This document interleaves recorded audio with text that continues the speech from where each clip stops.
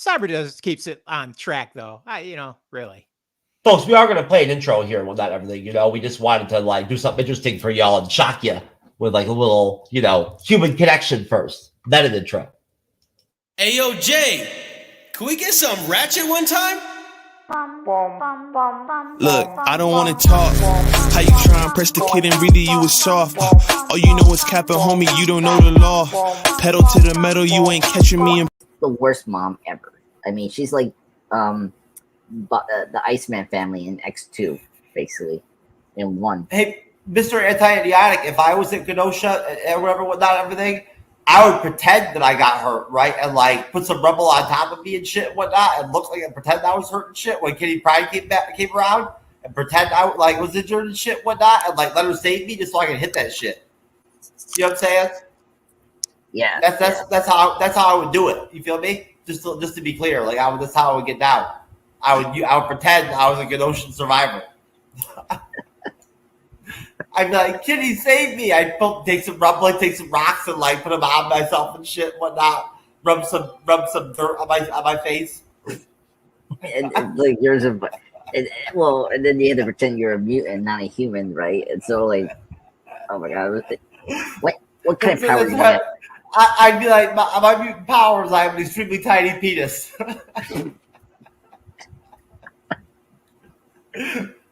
Well, folks, I would give Jeff the power of controlling TV and the internet. That's his ability. So it's so tiny that during sex, you would never even know it was even there or in there. You'd never even know it. You'd be like, "Are you in?" You'd be like, "Are you in or out?" You wouldn't know. Oh, what your power should be is the persuading women to like you. That's your mutant power, and then that's how your penis can grow big.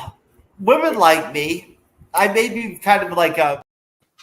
There you go, folks. Actually, we decided our mutant power was going to become, right, Andres? It was going to become the ability to, when a chick makes me wear a condom, have the condom disappear right before sex, disappear, like turn into smoke. You feel me? Yeah. What do you think, Tim? That's very ethical, right? Sure. Tim, there you go, folks. Its metric word for it was called consam. Condom / Kazam. Yeah. Konzam. Yeah. Yeah, that'd be my mutant power, folks, just so you know. If I was a mutant, I would have that ability to be able to make condoms disappear before sex, I thought that's just what Shazam did. He Kazams them, and then, surprise! I think there were several things I actually listed as my mutant powers on the Monday Night Show, folks. But that's for Monday night. We'll worry about that another time. Anyways, folks, look, this is, of course, the MCU'S Bleeding Edge YouTube channel and podcast. This is, of course, also Wednesday night, 5/15/24. It is 9:43 p.m. Eastern. And welcome to our The Matrix 1999 review. We are one person short in the panel, who I don't know if it's going to be on, from Zach from the Trailer Park Brothers or some shit podcast. It's supposed to be potentially coming on. He may not. That's okay. If he doesn't show up, we've got Andre's the Pop Culture Guy here. So he's like 3 people on the panel just by himself, even when he's late. Good job on your green screen, Andres. Good job changing it. You've had the same green screen for 3 years now. So I'm very happy for you. Good job with your test skills. Anyways, folks, on the Matrix review here, the MCU'S Bleeding Edge this evening, Cyberneticshark, my supportive and patient and excellently great as a moderator co-host, is on the guest panel with middle-aged men. Movie review podcast, Tim, back on the Bleeding Edge. And of course, as I already mentioned, Mr. Andres Diaz, Time Cop, Time Lord, Bat Lord, Angela Bassett's fucking little bitch, fucking whatever, whatnot, and everything, like slave or whatever. Whatnot. Yep. And there you go. That's the lineup, folks. How's everybody doing tonight? How are you guys? Let's get a big team, vibe going here. Are we ready to rock? Are we ready? Is everybody like Jack for the Matrix here? This is the Matrix, baby. Matrix. I mean, there's a lot of weight to this review, folks. Like, this is the Matrix. Matrix. All right, 1999. This movie like revolutionized like fucking like shit. Maybe I'm not saying it revolutionized film, but it brought a lot of new shit to the table in terms of what was going on with movies. That I believe, and you guys probably will, you know, all voice and talk about this, influenced a lot of other films in the future. You know, things that came out of this film.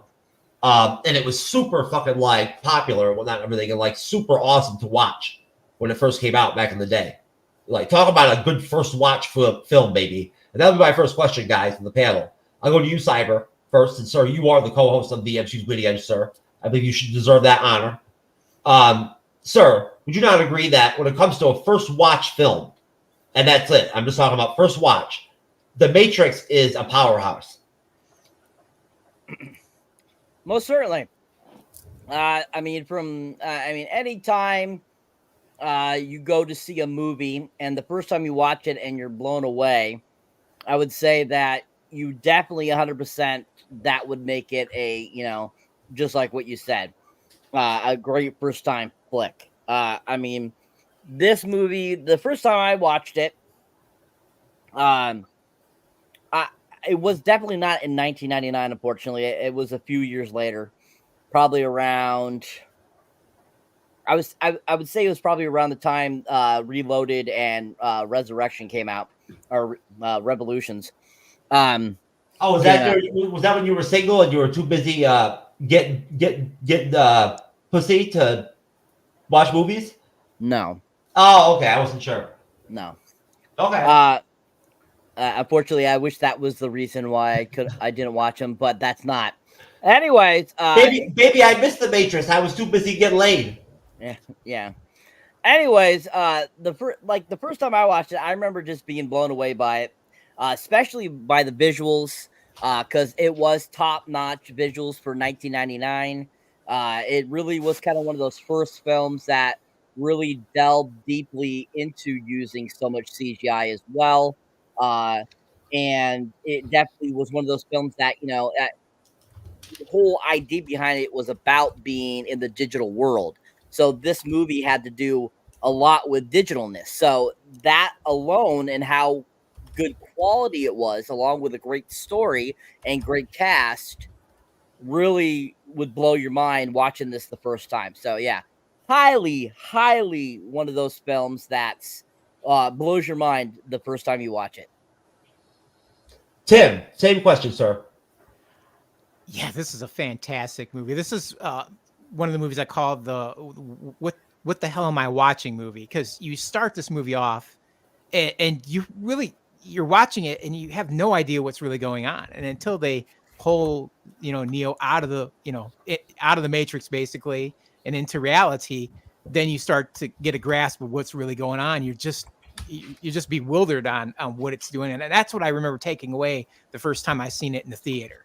It was just absolutely amazing. I love the way the story was. It just kept you trying to figure out what was going on, and then once you did, you're like, oh, this is what's going on. Okay, I get it. I'm in totally. Let's see where this rabbit hole goes. So it was awesome. I mean, the use of the new digital technology, the bullet time, all that kind of stuff, absolutely amazing, cutting edge for its time. It was so cool, and even little things that they thought about, like the different color contrasts as the scenes come up, and when you're in the Matrix, everything's a little green tinted. When you're in like the programs that Mouse creates, they've got a yellow tint to them. So they even worked on levels like that you didn't even realize the first time you watch it. Later on, you start to see, the onion peel away, and you're like, oh, there's a whole nother layer. Oh, look, there's a whole nother layer. And you just keep going and finding with every viewing something new. So just amazing at so many levels. Okay, well, Wrath of Khan, aka Jassim, wants to know, is that actually Tim? I don't see his mouth moving. Yes, sir. Tim doesn't have a mouth, sir. Thanks for bringing that up. Tim had a serious accident where he lost his mouth. It fell off, and so he doesn't have a mouth anymore. So, that's a really sore subject for you to bring up. But anyways, folks, no, that's not true. It didn't actually happen. Bottom line, as I explained to Wrath of Khan, Tim is actually in the Matrix right now. Like deep diving the film to like really connect with the review. I'm just a pop culture guy, sir. Is The Matrix not a powerhouse first time watch film? Well, I mean, it's up to you guys. I mean, your No, opinion. I asked you, sir, not the other guys. Yeah. Well, I'm not talking to you, Jeff. Anyway, What? Oh God. yeah, you don't know you're in the Matrix, sir. Yeah, I do agree with that. I mean, this is 1989. This was the 90s. I think Star Wars for this generation, just like how Star Wars was back in 1977. And it's kind of ironic that we had Episode 1 releasing on 1999, the same year this movie came out. And the reason I say that is because I mean it did push the boundaries of the special effects so well. I mean, it has the great storytelling that you're familiar with, the hero's journey you see here with Neo, played by Reeves here, and everything just is so just like never seen this before, and the action is like spectacular. I mean, this was combining, the 90s action with the Hong Kong action that you saw in cinema, like John Woo and all that, into American cinema, which was, crazy. So, yeah, it was the 90s of Star Wars, but for cyberpunk, which was great. And so, yeah, I think I really love this movie. It's one of the best sci-fi films of all time. I mean, towards the end of the 90s, there were several films that kind of talked about, virtual reality and, the dream into the dream, all that, like Dark City, Dark City came before this movie was released, delved into that a little bit, but in different ways. Of course, Inception is kind of, dealing with, similar themes as well. Dude, what the fuck does Inception have to do with the Matrix, bro? Well, I mean, it's dream in a dream, and they're in simulation. But it's just I'm sorry. There has to be at least one time during your first contribution where I have to ask you a question about what you're saying, because, like, I mean, you go in a lot of different directions, and like I'm just thinking to myself, Inception and the Matrix really I would never normally group them together. Well, not in terms of storytelling, but like just the concept of being in a simulation or like in a dream, basically is the same concept. It's just the different direction. No, it's not. In Inception, they're in an actual dream state, like world and shit and whatnot and everything. The Matrix is like a fucking is created by machines. But yes, but before we get the reveal of the machines, Neo was living in a dream, with the constant reference of Alice in Wonderland. So that's what I mean, comparing with this Inception. But they are very different movies. I'm not saying they're the same. It's just that they have just similar concept about in simulation, like someone in a dream state, but Yes. they diverge differently. That's what I'm trying to say here. I'm not saying they're the same. I got you. No, I get the connection. Yeah. So overall, great film. I'm very excited to talk about it. Yeah, no, I just wanted to ask you guys about the first watch part, just because I never really thought to ask a question like that before in the past. You're wondering, Rathacon, about Andres and Shaquille O'Neal in the Matrix offering the red pill. Sir, when Shaquille O'Neal was in the Matrix, he ate both the pills because he was hungry, so he just ate both of them. He was like, Shaq, hungry. No, I eat blue and red. I choose the Michael B. Jordan pill. Whatever, sir. Whatever that is. I don't know, sir. It's the green pill. It's the green pill. Andres is an obsession with Michael B. Jordan nowadays, Tim. You haven't been here in a while. No, it was Batman the last time I was here. He was trying to talk about Michael Jordan one night in the show, and instead of Michael Jordan, he actually said Michael B. Jordan. Nice. It was not my fault. I'm sorry. It was Michael Jordan. I took the Michael Jordan pill. Well, I'll tell you right now, sir, it's a good thing that Michael Jordan, MJ himself, number 23, is not here on the panel, because he would not appreciate that. Well, fuck you. You say that to MJ's face and see what the fuck happens to you. Anyways, all right. So another question for you guys: The Matrix. All right, first watch. Okay, first time you watched it. Thoughts on that first watch? When was it? And how many times have you seen the film all together? Going to you first, Tim. I seen it in the theater. So when it first came out, was my first watch in the theater, an absolutely amazingly good time. Oh, good for you. And then I actually, the funny story with this is that my wife was against buying a DVD player. She thought the VHS was just fine, and she went and seen The Matrix with me. And as soon as the Matrix DVD came out, this is what allowed me to finally get a DVD player, because she's like, this movie, I understand, needs to be digitally seen on a screen. So happy days for me. And since then, I probably pull out about once a year, once every other year. I don't like to wear things out, so I like to kind of keep them, fresh each time I watch them. So it's about a once a year, once every other year showing for me.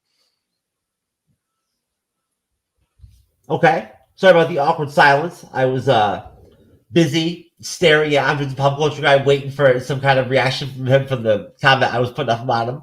Cyberneticshark, sir. Same question to you, sir. First watch, if you can nail it down, and then your full body count on the Matrix. First watch, like I said, was right before Reloaded and Revolutions came out. And so like 2003, it was probably the first time I watched it. I rented it from Blockbuster Video and took it home and watched it finally. And thoroughly enjoyed it, loved it, thought it was fantastic. That got me super excited to see the other two in 2003. And I was like, I can't wait to see these, because this one was so great. And it became one of my all-time favorite movies. Body count for watching it. Oh God. Let's see. In the 25 years since it came out, it's probably got to be at least, I would say at least 20 times I've watched it. So, yeah. So they say the 25 years is the new 5 years. Oh, is that what they're saying now? No, sir. Nobody said that until me just now, actually. Just to be clear. But no, that would actually make no sense, sir. Not logical. But no, that's awesome, sir. Honestly, I think everybody that's in our age group or whatnot, everybody that's between the ages of I don't know, anyone who was a 90s kid or something like that, or an early 2000s kid or whatever that saw the Matrix films has seen the first Matrix 20 times by now, right? It's inevitable. Because back then, everybody had cable, right? So we watched movies 20 times or 30 times if it was good. What about you, Andre? Same question, sir. Well, I was still young, so I didn't see it in theaters. So I usually saw it in cable, as you say, Jeff. I saw it so many times in TV. Oh, you were too young to go to the theater to see The Matrix, even though you were born in 1943? 1962. 63. I'm sorry, 1962. Yeah. I'm sorry, can't you time travel? It seems like you should be able to go back and see the theater anytime you want. I know. Doesn't that it makes no sense? I know. It makes no damn sense at all. Okay, I was watching Fight Club in episode 1, and then that's it. I just jumped from another time. Anyway, yes, I seen The Matrix in 1999. In my other timeline, when I was young, I saw it in the cable, and I saw it so many times. I saw bits of the film. I didn't never see it full on, but I always remember the film. I know that. Oh, so you're that one guy that watched The Matrix and only watched little bits and pieces of it because you were too busy doing other shit? No, I was a kid, and I was a young, aspiring person, whatever you will take. So I remember, the setup, the trap, and I remember the ending, of course, Neo getting full on Super Saiyan, at Agent Smith, so this was my full on watch of the entire film, from beginning to end, and it's still the movie I remember. So it wasn't, a big deal, but I still love the movie. I mean, it's paced so well. Andres was very busy at that point, training to learn how to watch three TVs and movies at the same time, while also experimenting with gay porn. So, that was during his gay porn period too. No, he was too busy learning how not to drool out of his mouth and walk. Oh my god. And what do you mean? And what do you mean? You were when you were young? You already are young, sir. I mean, secretly, I'm 62 years. You're not old, sir. You're young. I'm like 69 years old right In now. the real world, not the Matrix world or like the fucking Angela Bassett world. You're not old. You just jumped 7 years in 5 seconds. What the fuck? My question is, if he's learning to watch multiple screens, is he really doing it to watch multiple movies, or is he watching so he can go, I have no blonde guy, brunette guy, redheaded guy? I've explained this many times. I can't grasp the concept of watching 2 or 3 movies at the same time like Andres does. I could not do it, but he does it somehow. So, like, honestly, Andres, that's actually a serious talent. Like, you should see if there's actually like some kind of like money you can make out of being able to, like, you should, talk to fucking Nielsen or whatnot, everything, and tell him you can do that shit. America's Got Talent. It's got your name written all over it. Yeah. True. Anyway, and let me confirm the 3 movies. I saw Batman and Batman Returns, and then I jumped to seeing whatever movie I had to see to review the live stream. And then that was my last and third movie to watch. That's how I did it. I didn't watch like what was it, like a fucking like Back to the Future Part 2, where the flight chairman had multiple TVs, and it wasn't like that. It was like one at a time, folks. It wasn't like I sold 3 movies at once. No. Andres, just so you know, I got to surprise you. I've been working on our Patreon, and one of our Patreon things is going to be that you're going to have to smoke a cigarette on a show once in a while. If a Patreon member pays a certain amount of money, you're going to have to smoke a cigarette.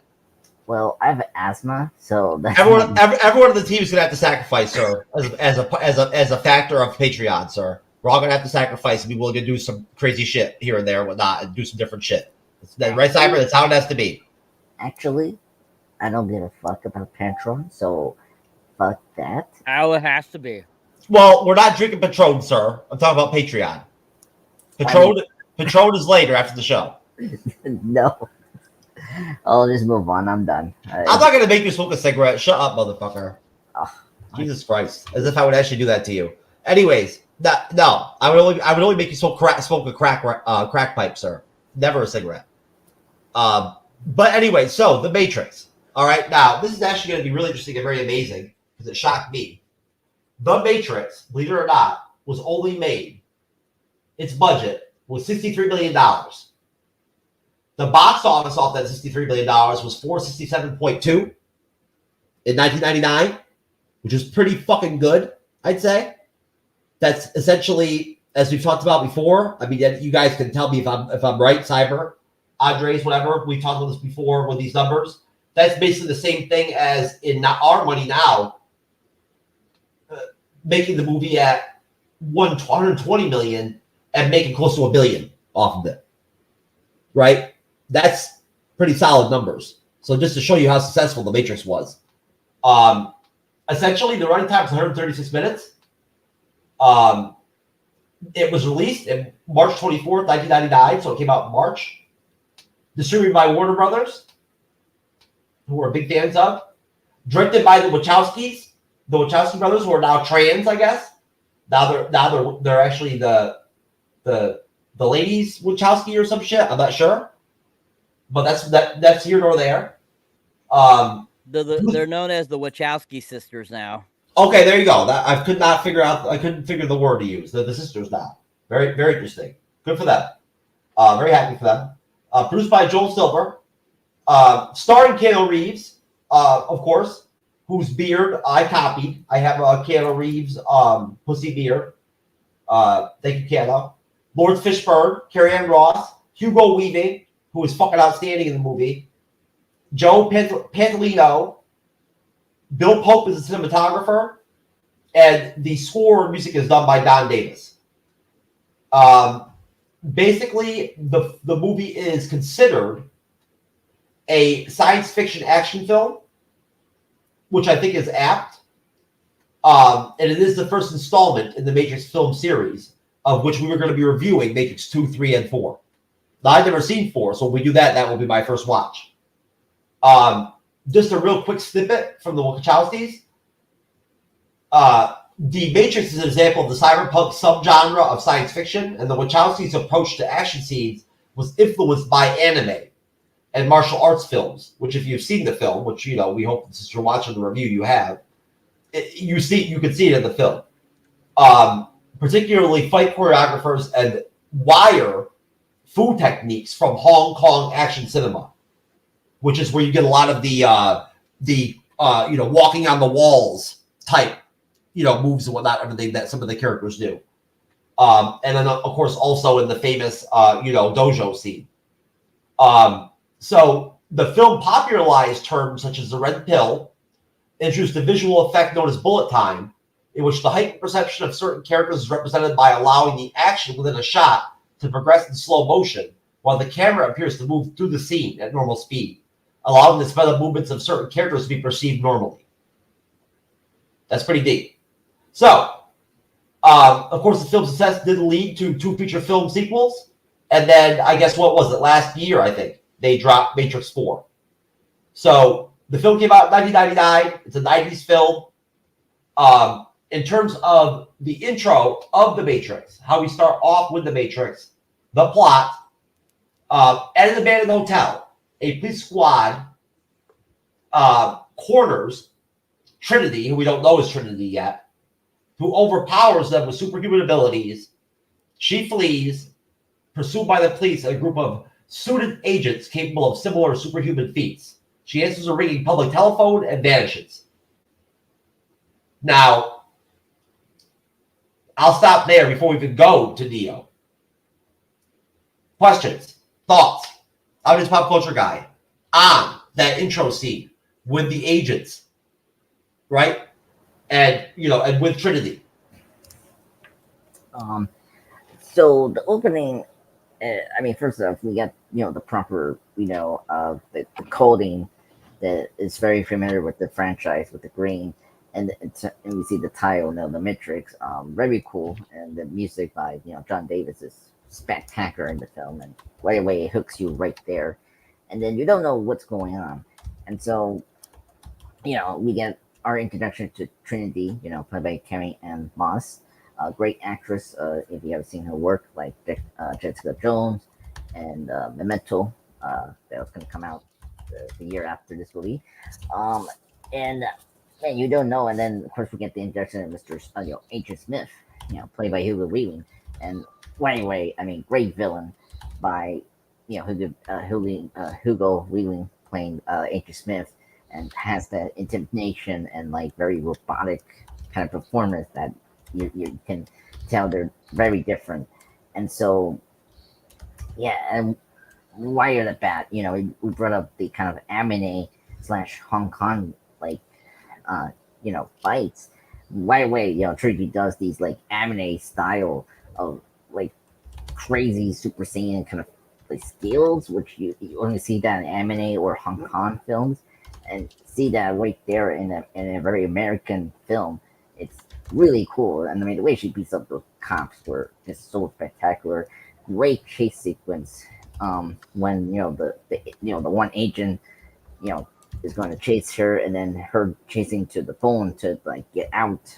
You know, we don't know at this point, like, are we in a simulation? Like, what's going on? Where she's going? You know, another place, or, you know, location, because we don't know yet the Matrix yet, and so yeah, a lot of questions, and then we get the setup of, you know, this person, you know, Nero, and like that's the person that they're looking for, you know, Morbius and Trinity. So all that pack in one, that first sequence, it's so spectacular, so paced so well, great action, and great, you know, explanation and details that we need to know going into the next scene, you know, Nero, of course, played by Reeves.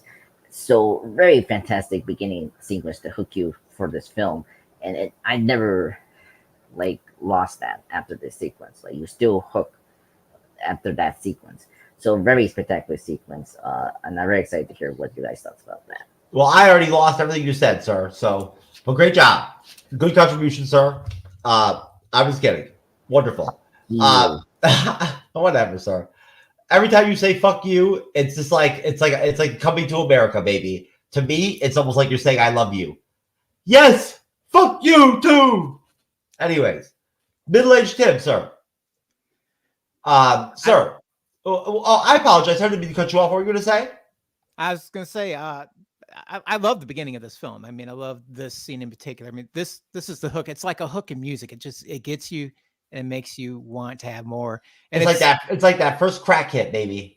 Yeah, yeah, and it's the scene that got the studio off with it was their back basically, because they were a little worried because the Wachowskis before, this was really like their first big film. I mean, they did Bound before this, but it didn't have this kind of budget, so they were really reluctant to really cut them loose. So they kind of put the training wheels and were checking on them all the time. And so they sent them this scene and said, hey, this is what we're doing. They're like, oh, this is fantastic. So they were, the studios were hooked, and they basically said, you guys go do what you do. And they kind of gave them a lot more leash to run with after that. And I think the audience benefits from that because, they really spent a lot of time, creating this scene to what it becomes to hook you in, and it did its job, and it's got great wire work on it because that's part of you're watching like what the hell's going on. It's she's running on walls and stuff, and there's just great martial arts going on in there, and no one had seen that at that point. No one had seen no one in the audience. None of us we'd never seen anyone do some of that stuff at that point. It wasn't done. I mean, not like that. Not in the Matrix. Yeah, we've seen wire work. I mean, if anybody's watching, no, but you get what I'm saying. Yeah, the little things they added, the ability to run on the walls and things like that and whatnot and everything. Yeah, and it really, it gives you that cyberpunk, anime feel brought onto the real screen. You're like, this is the stuff you see in anime, and here it is. Like, it's really happening in front of you, and it's fantastic. You're just stunned by it, and then it goes from there into the great chase scene, of her running across the roof, at top speed and flying across to the other buildings, and you're watching them do all those leaps, and you're like, what the hell? Like, this is not real. You're just like, this is just stupid. Nobody can do this. And you don't realize why until much later, but you're still fascinated watching it the whole time. You're like, I don't care. It's still awesome to watch. Oh, and it really elevates her character from jump. Yeah. Yeah, absolutely. And then you get down to, she gets to the phone and you seeing that truck that's going to hit her, and then she's gone, and you're just like, wow, that's freaking fantastic. So it's just visually stunning. It just draws you into the movie and makes you want more. And it's like that first hill in a roller coaster. You get that first taste, you're like, I want more. Just keep making these hills bigger and bigger. And that's what they keep doing throughout this whole movie. They just, every time you think they can't do something better than this, they just find that next hill, make it a little taller, add in a little twist, then a loop to loop, and it just keeps going from there. So it's a roller coaster ride of a film. It's fantastic. It's things like you said, you haven't seen like this up till now, and they just did an amazing job with it. Cyber, it's interesting how in the intro, you don't get any woke like MCU vibes, right, coming off of any of the action with Carrie-Anne Moss in the fight scenes and whatnot and all that. There's none of that, like, she doesn't come off like she's literally overpowering them in like a She-Hulk manhandle way, right? She's using her abilities within the Matrix. You understand where I'm going with this? It's well done. Like her female action scenes. Would you agree? Especially in that intro, like it's not over the top. She still comes off as a woman fighting men. Exactly. There you go. There's an elegance to it. Like they used her grace and movement and made that part of the Trinity character. No, go ahead, Cyber. You know where I was going. You know the question. Okay. You know it, sir. You know it, baby. Yeah, so they definitely kept the women and the men in this. Most definitely. 1999 was a far cry from anything in the last 4 years. So, there still were some semblance in Hollywood at the time. But anyways, the beginning scene, with Trinity is a great action sequence. We get a lot of great, action sequence there. We get to see her, kicking butt. We get to see her use her type of fighting style versus like what we see others, how they fight throughout the film. And we definitely get kind of a good idea of how badass Trinity is, and that, she is just as awesome and kick-assery as all the rest of the people are. So you know, this is a really great introduction to the character of Trinity, played by Carrie-Anne Moss. And I really enjoy it. I think that she does a great job. I think it's a great way to introduce the film. And you get kind of a good idea of like where this is going to go and how she's going to be a really big piece of, you know, what the Matrix is all about. There you go, baby. I feel you. I'm totally with you on that. I'm just pop culture guys back. So let me back on the show. Are you okay, Andres? Yeah. Sorry about that. Oh, that's okay. We were worried about you, sir. We didn't know if maybe you time skipped or something like that. We didn't know, so we were concerned. Time slip, I think. Yeah. We didn't want you to time slip and end up in the some dimension where like you had to make out with the bearded lady or whatever, whatnot, or something. So. Yeah. Oh, you know what, Tim? You don't know about the bearded lady yet. I'm sorry, sir. No one's gonna marry you, Hernam. Like, you have a beard. No one's gonna date you, Hernam. You have a beard. No one's gonna be your boyfriend, Hernam. You have a beard. You are not a preference to a lot of men. And they're not. And a mustache. Mustache too. Feminine men message me, but that's not who I'm attracted to. Hannah, I like really masculine men because I am very soft. I'm so different. She's very soft, Tim. I don't know if that's what you could possibly run into any time traveling. I think I would just stay in my one time. Tim, she's soft and her beard is soft too, so it's a double whammy.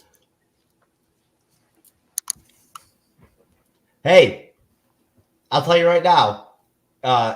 Hats off to you, sir. If you could drink enough alcohol to get past that beard, to smash Wunan, whatever the fuck her name is. What's her name, Andres? Hernan or some shit?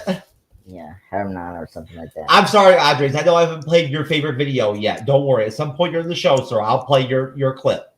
I'll play it. Don't worry. Good. Andres is obsessed with that nudie like titty shot, clip that I have with that everything, and like he gets all unhappy until I play it. But just move on. It's just the physical and like I say, just the I don't know, like it's just it's impossible to move your parts fast, and it's like no, that's not how you do it. Oh, okay. Tim, also, Cyber actually added to the video question too, sir, so I should incorporate I'm him. about that life. Ask P. Diddy. I just came from his house, even though I'm feeling funny after drinking P. Diddy juice. Wait, what the fuck? What's happening here? Dude, what the fuck happened to that dude, man? Seriously, how the fuck did he manage to fall at that angle? I have no idea. I guess you drink a quarter of a 40 when you're that height, and it just takes you out. That guy that narrates that video is fucking hilarious, bro. Hilarious. I'm serious. The P. Diddy juice shit is hilarious. Anyways, sorry about that, folks. We always, there's always we have to stop for moments like bearded lady videos and things like that and whatnot, because it's part of the inclusivity that we really is really important to us on the Bleeding Edge. So we move on from the opening scene to computer programmer Thomas Anderson, Keanu Reeves' character, known by his hacking alias Neo, is puzzled by repeated online encounters with the phrase "The Matrix." Trinity contacts him and tells him a man named Morpheus has the answers Neo seeks. A team of agents and police led by Agent Smith from the intro scene arrives at Neo's workplace in search of him. Though Morpheus attempts to guide Neo to safety, Neo surrenders rather than risk a dangerous escape. The agents offer to erase Neo's criminal record in exchange for his help with locating Morpheus, who they claim is a terrorist. When Neo refuses to cooperate, they fuse his mouth shut, pin him down, and implant a robotic bug in his abdomen. Neo wakes up from what he believes to be a nightmare. Soon after, Neo is taken by Trinity to meet Morpheus as she removes the bug from Neo. And now, in that also is the club scene where he goes to the club with like those like punker people or whatnot that bought like whatever, I don't know, bullshit that they bought from him or whatever, some tech shit. He goes to the club with them, right? And he meets Trinity at the club. And I actually thought that I wanted to just mention that because I thought that was a dope scene. But we do get the scene where they have him in the car. Morpheus is, people and whatnot and everything, Trinity and that other like dyke looking chick. And they pull the bug out. And again, in 1999, that fucking shit with that scene was like on some like hardcore shit level type stuff. That was some new shit to me. I remember watching it and being like, what? It was very futuristic. So coming off of the bug removal from Neo, they actually, bring Neo to Morpheus. Morpheus offers Neo a choice between two pills. A red to reveal the truth about the Matrix, or blue to make out with a bearded lady. And or blue to make Neo forget everything and return to his former life and wake up with a bearded lady in his bed. Neo takes the red pill, and his reality begins to distort, awakening a liquid-filled pod among countless other pods containing other humans. He is then brought aboard Morpheus' flying ship, the Nebuchadnezzar, and as Neo recuperates from the lifetime of physical activity in the pod, Morpheus explains the situation. In the early 21st century, a war broke out between humanity and intelligent machines. A trope we've seen in several different other films. After humans blocked the machines' access to solar energy, the machines responded by enslaving humankind and harvesting their bioelectric power, while keeping their minds pacified in the Matrix. A shared simulated reality model of the world as it was in 1999. In the years following, the remaining free humans took refuge in the underground city of Zion. Now, we do get introduced to Morpheus's crew of rebels, who hack into the Matrix to unplug, as they did with Neo, enslave humans and recruit them, for the resistance. Their understanding of the Matrix's simulated nature allows them to bend its physical laws, which is why they're able to have these Trinity and Morpheus, and they're able to do the things the agents can in the Matrix and do things that are somewhat superpower-like or supernatural. Morpheus warns Neo that death through the Matrix kills the physical body too. It explains that the agents are sentient programs and eliminate threats to the system, while machines called Sentinels eliminate rebels in the real world. Now, I'll stop there before we get into Neo's training. I'll go to you first, Tim. What are your thoughts around that, portion of the film leading up to when, when Neo deep dives into his training in the simulator? Oh, there's so much going on in what you just described. The first thing for me is just beating Agent Smith. I mean, that's the first major thing. I enjoy what Hugo did with that role, because Me too. Unlike Arnold, who he's playing not really a computer program, but a Terminator robot, but he still seemed to have like that Arnold personality, where I felt like Hugo brought to this. He managed to figure out a way to make Agent Smith very sterile. On one side, there is a future. On the other, there is not. I mean, it's just the tone and the way he presents himself. It was just very machine-like, very neutral. And I thought, this guy's just kind of terrifying in his own right. Just the way he presents that character. I thought that was fantastic. And then, as you move along, and he goes to the club and everything, which is, I guess, a real S&M club they actually went to, which I thought was kind of interesting. Gets to meet Trinity. I mean, that whole scene where she wakes him up and she's like, Neo, wake up. There's somebody coming, kind of talks to him through the screen, and then knock, and there's a knock at the door and stuff. I don't know about you, but I'd probably mess myself if that happened. If I woke up out of a dream and then that kind of fell into place, it would unnerve me to no end, And then, follow the white rabbit, and he sees that tattoo. He's like, oh, okay, I'll go. And he ends up showing up there, and then Trinity shows up and kind of tells him what's going on. It's like, look, we don't have a lot of time to talk. You're in a lot of danger. You're going to have to do this. And then, he wakes up the next morning, goes to work, and he gets the call from Morpheus, with the phone. And I love how he opens up the package. As soon as he picks it up, the phone rings, just weird things like that. I can't imagine real life how I'd respond to that. It would be so surreal. It would just freak me out. It wouldn't surprise. I probably would like it. I find it very interesting. Me, I'm fucking crazy. So I'd be like, hey, what's up, brah? I think everybody would say that, but I think if it was really happening, I mean, if you really think about it, if it's really happening to you, it's going to freak you the fuck out. I mean, it's just like, what the hell, you know? And then he's like, okay, you know, take a right, take a left, go across here, go down the hall. And he's like, now go out this window, walk along the building, get on that scaffolding. I'd be just like, Neil, oh, hell no, I'm not doing that. Just take me in, you know? So I probably would have followed that as well. And then, like I said, the whole scene with Agent Smith's pretty terrifying. And then he's like, well, he puts, you know, the mouth thing starts happening, and that's where you're really going to lose it. You're just, I'm probably passed out on the floor at that point. You know, it's just so weird. And then they pick him up and bring him in the car, and they pull that thing. He's like, that thing's fucking real, you know, and you know, they're like, hold still. And they pull that thing out of him and dump it on the ground. It's so much cool stuff going on there. It's just a lot of really cool stuff, even before you get, you know, to the point where he takes the pill and is pulled out of the Matrix. So it's really some good storytelling. Well said, sir. Andres, pop culture guy, sir. Are you okay, sir? Are you doing well? Oh, stop. Don't be so negative, sir. Anyways, same question to you, sir. What are your thoughts? I've thrown a lot of a big chunk of the film at you, sir. What do you got? Oh yeah. Okay. So obviously, you know, Mr. Reeves himself, great actor.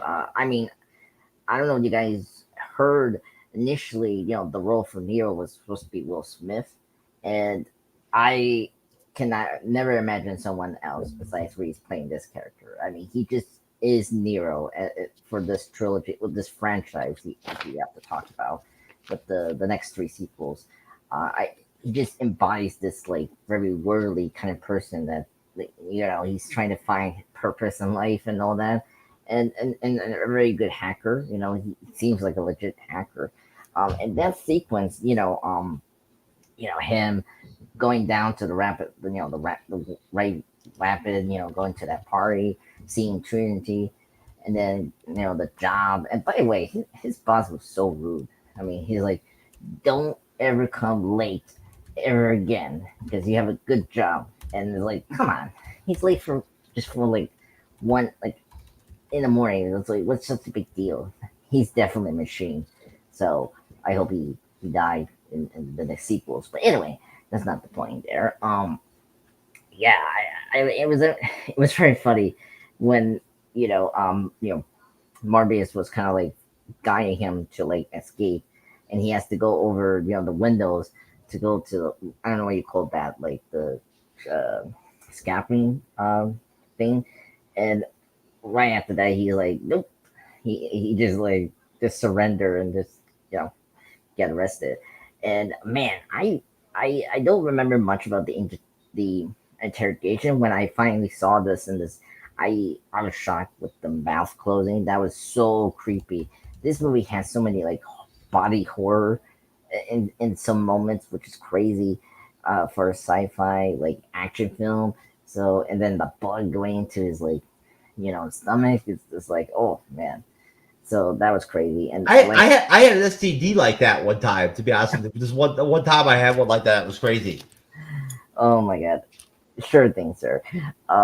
So, you know, that was very intense. And I do agree with Tim, you know, like the cinematography here by Bill Pope is really fantastic. We haven't brought up, you know, the cinematography here. You know, he adds so many of the colors of the, you know, the famous green and blue, this kind of like very muted colors, and you can tell, you know, the difference between these areas, and it's like, you know, where we're at, and you know, it's so like it hasn't dated the film, like it's so timeless, which is great. So yeah, and then after that, you know, Jeff, just tell me where's the stopping point. But you know, after Trinity, you know, convince, you know, Nero to go with them and take the bug out, you know, it was a very good moment from Trinity to like convince him, you know, like, yeah, you've gone so far from here, just don't go back, you know. It's like you want to repeat your like loop, you know, as this like mindless system or, you know, robot. So that's the stopping point, Jeff. Yeah. What at the point of the movie where, you know, where Trinity is basically a conduit, kind of teasing, you know, and like, you know, Neo almost, you know. Yeah. Yeah. I mean, all that sequence is so great. I mean, it's important to know him, and so like this sequence was very helpful to know. You're right. Establishing him as his original self in the movie is very important. You're right. Yeah, before the reveal, No, I just want to make it clear too, folks. This is 1999, so Carrie-Anne Moss is smoking hot in this movie. So she definitely has hella sex appeal, and that plays, very well for her character with Neo and their interaction. There's romantic like tension or pushed chemistry almost automatically in the film between them. Cyber, sir, rounding it out on this one, your thoughts? So this section of the film, you get introduced to Neo, of course, which, is fun because we get to see Mr. Keanu Reeves. And, if you're a fan of Keanu Reeves and you enjoy him and other things prior to The Matrix, like Point Break or Bill and Ted's Excellent Adventure or Bogus Adventure or, Billing, Minnesota or Tribe in Idaho, there's so many things that he's done. Speed prior to this point, and Matrix really was kind of like his big final, like he became a superstar at this point. Yeah. So getting to see him right at the forefront and see how great of a performance he delivered, you really, enjoy what he brings to it, and you love his Neo character. You like how he is playing kind of like this. He still thinks he's this average normal guy, and that he's not in this simulation, but he has that feeling that something is amiss and isn't properly going right. So you get that great scene where he goes to the party, and basically gets introduced to Trinity. We get that really great scene where it pans and shows the ones. I don't know if it's a dude or a guy, but his ass is getting rubbed or something. That was pretty funny. And I just thought the angle was hilarious, how it panned into showing them. And, basically she's like, I know what you're looking for. I was looking for the same thing, Morpheus. And basically, it goes to the next day and he's at work. He's late. And, basically we have that great scene where he's talking to Morpheus on the phone and telling him what to do to get out of the situation. But of course he doesn't. He ends up going with the agents who then end up putting that tracker in him that goes from a solid piece of metal to this like almost parasitic looking creature. And then of course we have to talk about the mouth, basically disappearing. That scene was really done well. The prosthetic work, the visual effects there were done really well for the time, and it really looked like his whole mouth shut up at that moment. It really closed up. That was really cool, and that looked really cool. I wasn't like Andres. I wasn't grossed out by it or anything. I thought it was really cool, and I thought it was just a really well done special effect. And him waking up in bed after thinking that was kind of like a dream, and then it's Morpheus on the phone again, calls him, gets him to meet under that bridge so that they can take it out, and realizes that it's real. And I mean the leading up to the whole sequence where he finally takes the red pill is really ingenious. I thought the look of the film was that very like Andre was saying, like, those dark blues, that very dark looking. It looked very grayish. But I feel like that was trying to represent kind of how the world has become. It's become very bleak. It's become desolate. And so I think even in the Matrix, even though, it's supposed to be shiny and blue and beautiful and make people in their own little la land, the machines that have created the Matrix are still projecting what reality is a little bit. So you still got those mix of two worlds there. And I think that's kind of why they went with that palette for the film. And I think it worked really well. And, but that scene where he's finally discovered being awakened in the real world, that the CGI in that scene where the silver is basically going up his body and basically transferring his mind back to his actual body was so super cool for 1999. I really enjoyed it. I thought it was really cool. You get to see, Morpheus for the first time too, as well, was really awesome. Laurence Fishburne, who, we all recognize from things over the years. Of course, we knew him as Larry Fishburne when he was on Pee-wee's Playhouse. And, he went on to do so many great films. He was in Event Horizon, a couple years prior to this. He was, just a great actor. And so it's always funny watching him this and how in shape he was at the time too. A lot of people don't realize he was 38 when he filmed this film. Wow. So, I mean, he looked really good for 38. He looked good. He did. For a 40-year-old man. And, it was kind of funny that how, rewatching it just tonight, actually, I was like, holy crap, I forgot how thin he was in this and how buff he was. I was like, damn. I'm like, what happened to that Larry Fishburne? I want to see that again. I want to see him fighting buff like that. But anyways, so that scene is really incredible. We get to actually see what the real world looks like, that the whole world is being powered by human bodies. All those bolts and stuff like that the tubes are all sticking into and stuff like that to create the electricity for the human body, which is really cool. I thought the special effects in that was really done well, and the makeup effects too as well. I think they did a really good job making that look pretty realistic. But then pulling him in prior to the actual training. I thought like that whole sequence is really interesting, watching them like rebuild his muscles and all that kind of stuff. Just really well done. And just, I thought that the Wachowskis did a great job with great storytelling there, and really emphasizing certain points. Like I don't know if you noticed, but a lot of the pan shots, if you ever notice, they show a lot of like full body shots in this film. And I think that's kind of one of those really great camera techniques so that you get a full picture of what's going on. And I like that about this film. I like that they make sure you see all what's going around. And of course we get introduced to Dozer and of course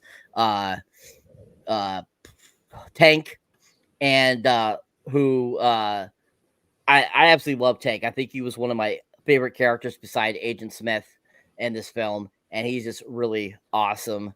And Hugo Weaving, who plays Agent Smith, I have to go to the comments here, Mr. Jeff, you mentioning how you think Hugo Weaving was probably the best actor in the film. I have to agree, because the type of emotion he had to show and throughout this whole entire film, even in just that sequence we got to see him in when, he's interrogating Mr. Anderson and putting that tail on him. He was just like, so it was supposed to be very deadpan, but at the same time, Hugo did such a great job of making it more than just deadpan. He created this deadpan that was all encompassing all the emotions, and I loved it. And I thought Hugo did a great job of bringing that to life. But this whole section of the film leading up to Neo's training, really enjoyable. Lots of great action, lots of great information, and lots of great special effects. To add on to what you're talking about too, is I think, let me pose this question to you, Cyber. So Hugo's pretty, like I said, he's pretty monotone. He definitely seems like a computer program through it. But when he's doing that interrogation of Morpheus, do you feel like maybe his code's getting a little corrupted? Because he starts to show a little emotion there. He's like, takes that earpiece out and he's like, let me tell you what I'm thinking. And then it's like, you guys are like a disease. And he starts rubbing on his head and he's like, smell it. You guys, you're just disgusting. So I feel like maybe his code is starting to break down a little there. He's starting to lose it. I just want to highlight real quick that is Tim actually doing a really great job going farther in the film, but doing it the right way.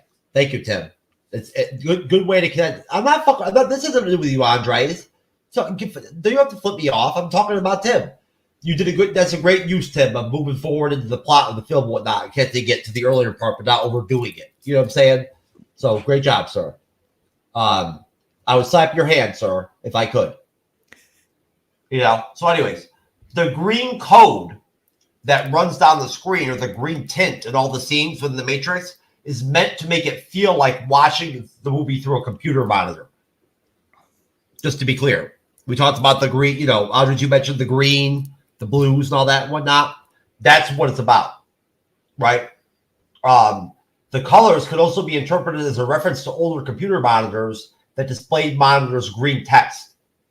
The monotone color grade may reference the monotony of life in a prison, which makes sense, right? And I love how The Matrix, the whole film is all shot and it unfolds within the ACER, the Matrix in the city of the Matrix, which they never tell you the name of it, but it's the city in the Matrix, right? And you don't even see very much of it. You just see like, you know, little bits and pieces of it. And that's it. That's the movie. Like that they don't go anywhere. You know, it's a very contained film. You know, like, oh, and you also see like, you know, Neo in the power lab and shit and whatnot and all that too. You do see some of that stuff.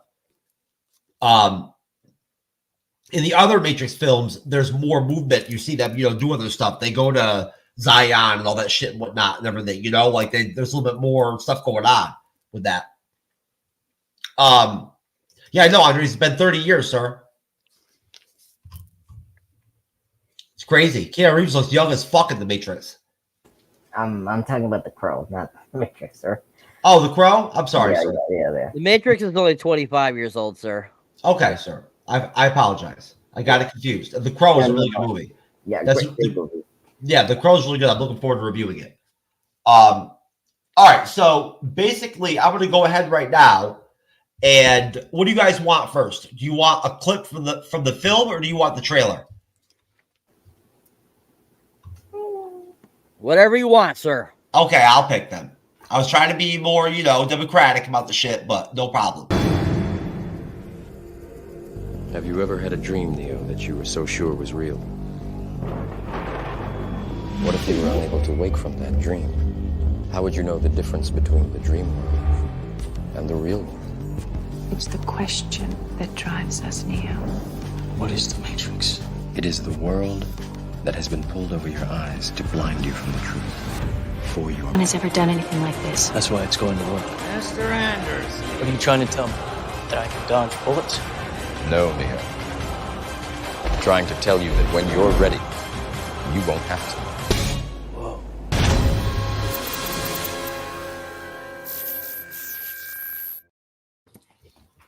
That's right, baby. Whoa.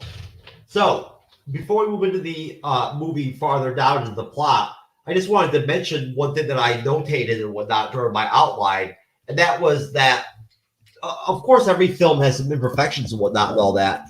But one thing that did bother me a little bit, and if anybody on the panel has any thoughts on this, please feel free to let me know and and espouse. But there's a lot of moments in the film where, especially with Trinity and Neo, for instance, to use as an example, there's like awkward pauses that like are silly. They're contrived. They're plot points and whatnot and everything, right? Where like, Trinity is, Neo will ask Trinity a question. Like, how do you know that I'm the one? Right? And all this shit. When right before Trinity will be saying something all powerful about how he's the one, but then Trinity will shut up. Right? Like she just won't say anything. Because like she can't yet in the story or in the plot. And am I the only person that notices that there's a couple moments like that in the film where there's some spots where like the story isn't caught up enough yet, so they have some certain scenes between especially certain characters where there's just these kind of like awkward silences in dialogue as we're waiting for things to kind of evolve. I think it's a clumsy love story. It's a little bit of George Lucas influence. Well, no. I mean, when it comes to the Oracle stuff and all that and whatnot, right? Like, not to move too forward in the film, but Morpheus and Trinity can't tell Neo that what the Oracle told her, right? Or doesn't want to. So they have these awkward moments where they're talking and they're like, it's all poignant, the scenes, they're like powerful scenes. And all of a sudden she'll just stop. She won't answer Neo when he asks like a basic question. How do you know I'm the one? and she'll just be like, Oh dear. it happens. I'm sorry. Anyways, bottom line. Obviously, folks, nobody's feeling me on this one. No. I don't know. I see what you're saying, Jeff. That's part of the storytelling of Nero's drawing. Like there is a question: is he? You notice it more later on in the film when the scenes are more poignant because Nero? You mean Neo? Nero. Sorry. No, Nero. Sorry, Andres calls him Nero. Yeah.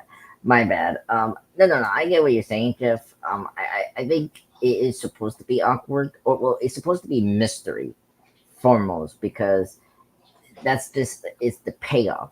That's the point of storytelling. You're paying off this thing that we don't know yet, and when we get to it, it's a big reveal. Well, not a big reveal, like a big, relief and payoff of the setup that they did for Trinity and Reeves' character in the film. So it is awkward, but it's mostly a very awkward / mystery of what's going on. Kind of like that reveal I got. Man, I don't know.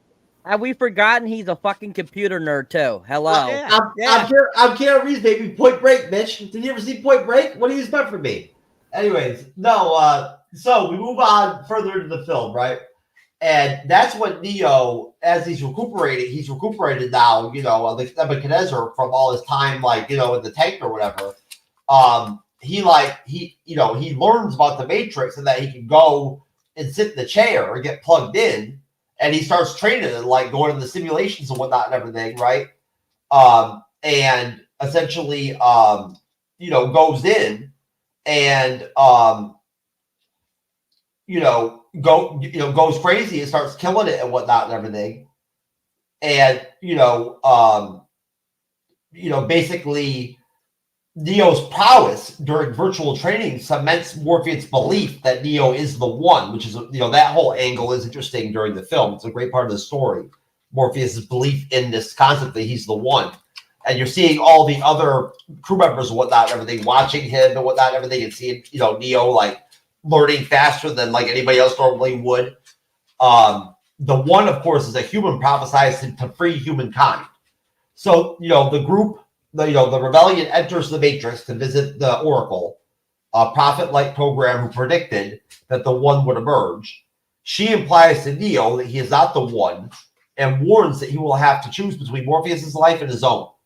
Before they can leave the Matrix, agents and police ambush the group, tipped off by Cypher, that douchebag, motherfucker, a disgruntled crew member who has betrayed Morpheus in exchange for a deal to be plugged back into the Matrix to live a comfortable life. That steak that he eats in the restaurant looked really good. So, essentially, to buy time for the others, Morpheus takes on Smith. Great fight scene when he fights Smith, even though he kind of gets his ass beat. And he gets captured after Smith finishes him and whatnot. Cypher exits the Matrix and murders the other crew members on the Nebuchadnezzar as they lie unconscious. He unplugs them, right?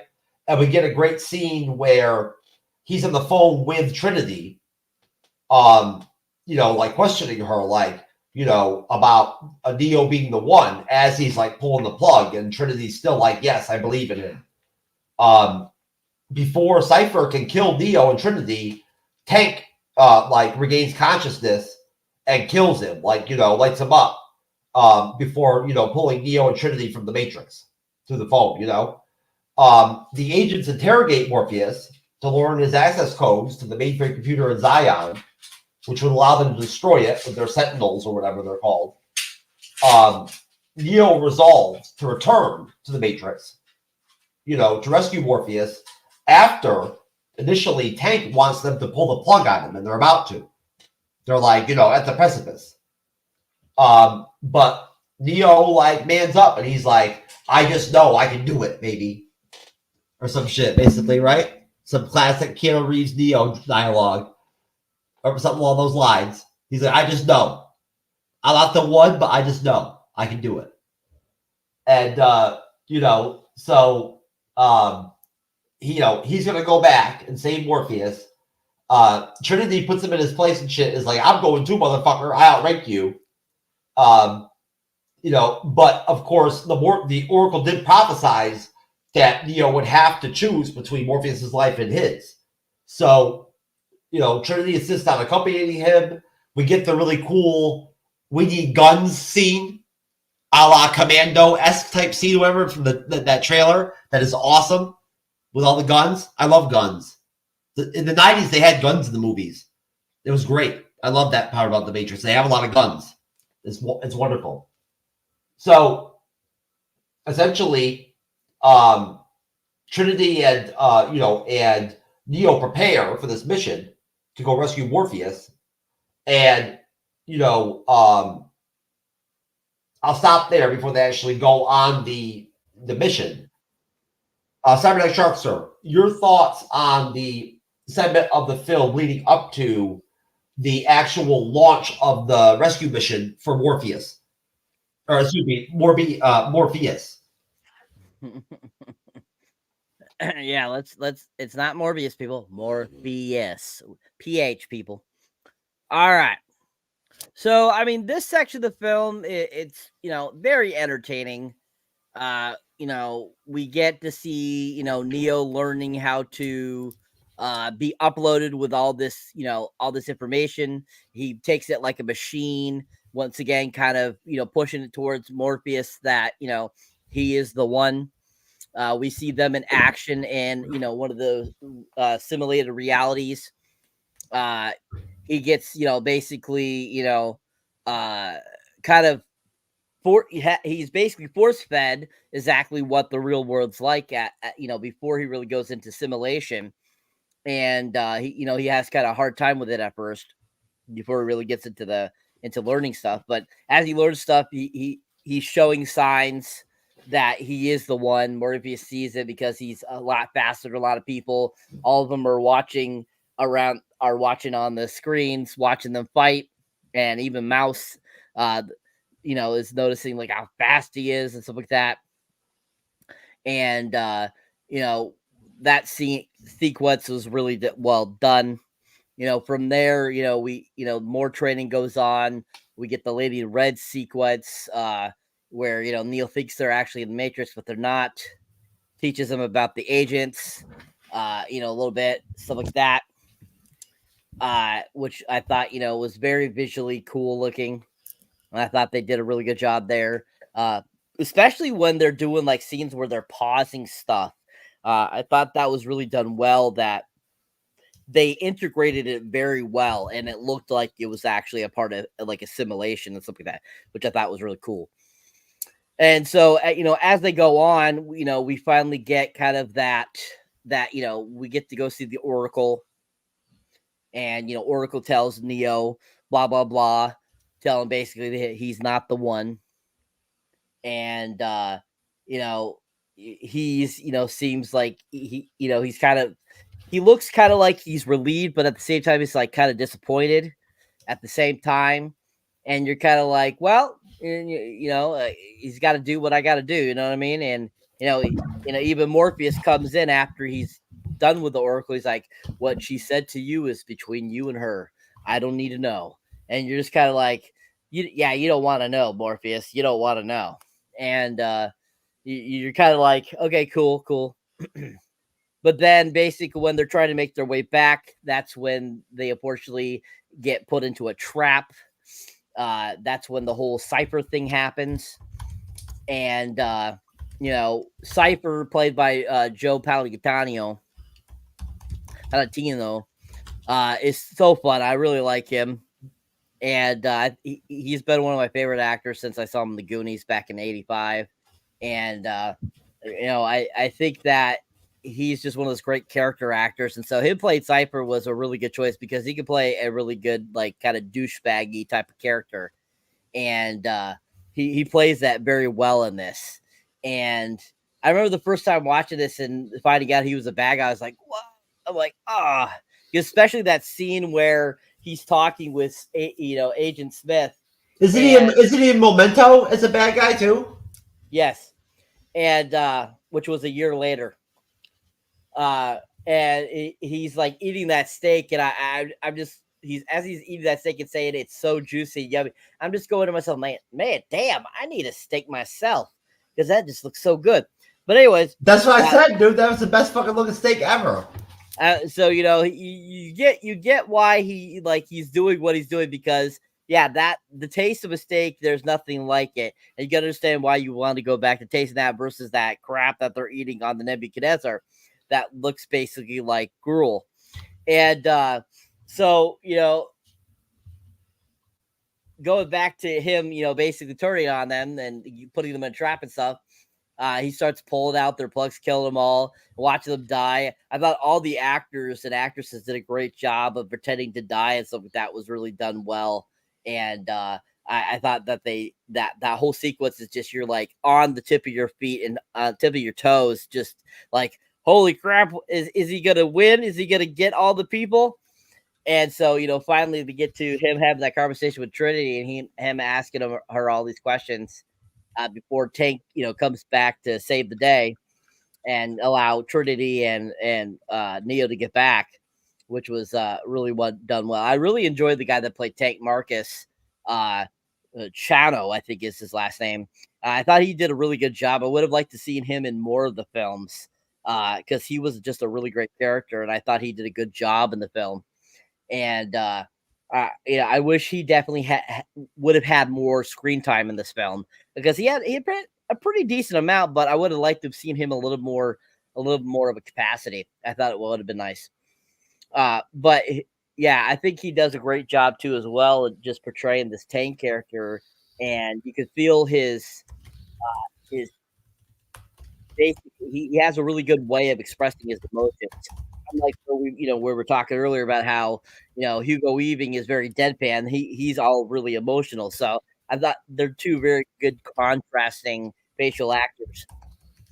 But as it goes past that, you know, they stop Cypher and they decide that they're going to go in and try to get, you know, Morpheus. Basically that whole sequence where Morpheus is fighting Agent Smith in that room, which was really cool. The whole martial arts anime look really comes to the play there, and some of the fight sequences there, with how, you know, Laurence Fishburne is getting hit and how he's flying into the walls and stuff like that, and the karate chopping that they're doing and stuff like that was just really cool. And then basically capturing him, you're just like, no, they captured Morpheus, no. But yeah, that whole sequence was really done well. Really enjoyed it, and I thought it was really entertaining and moved the story along very well. Yeah, you know, that scene with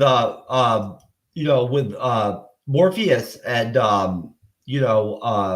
Agent Smith or whatnot and all that, in a way, like, you know, gives me some PTSD and shit, to tell you the truth, from the night that she undone me, you know, because it very much resembles to like how She-Hulk treated me, right, Tim?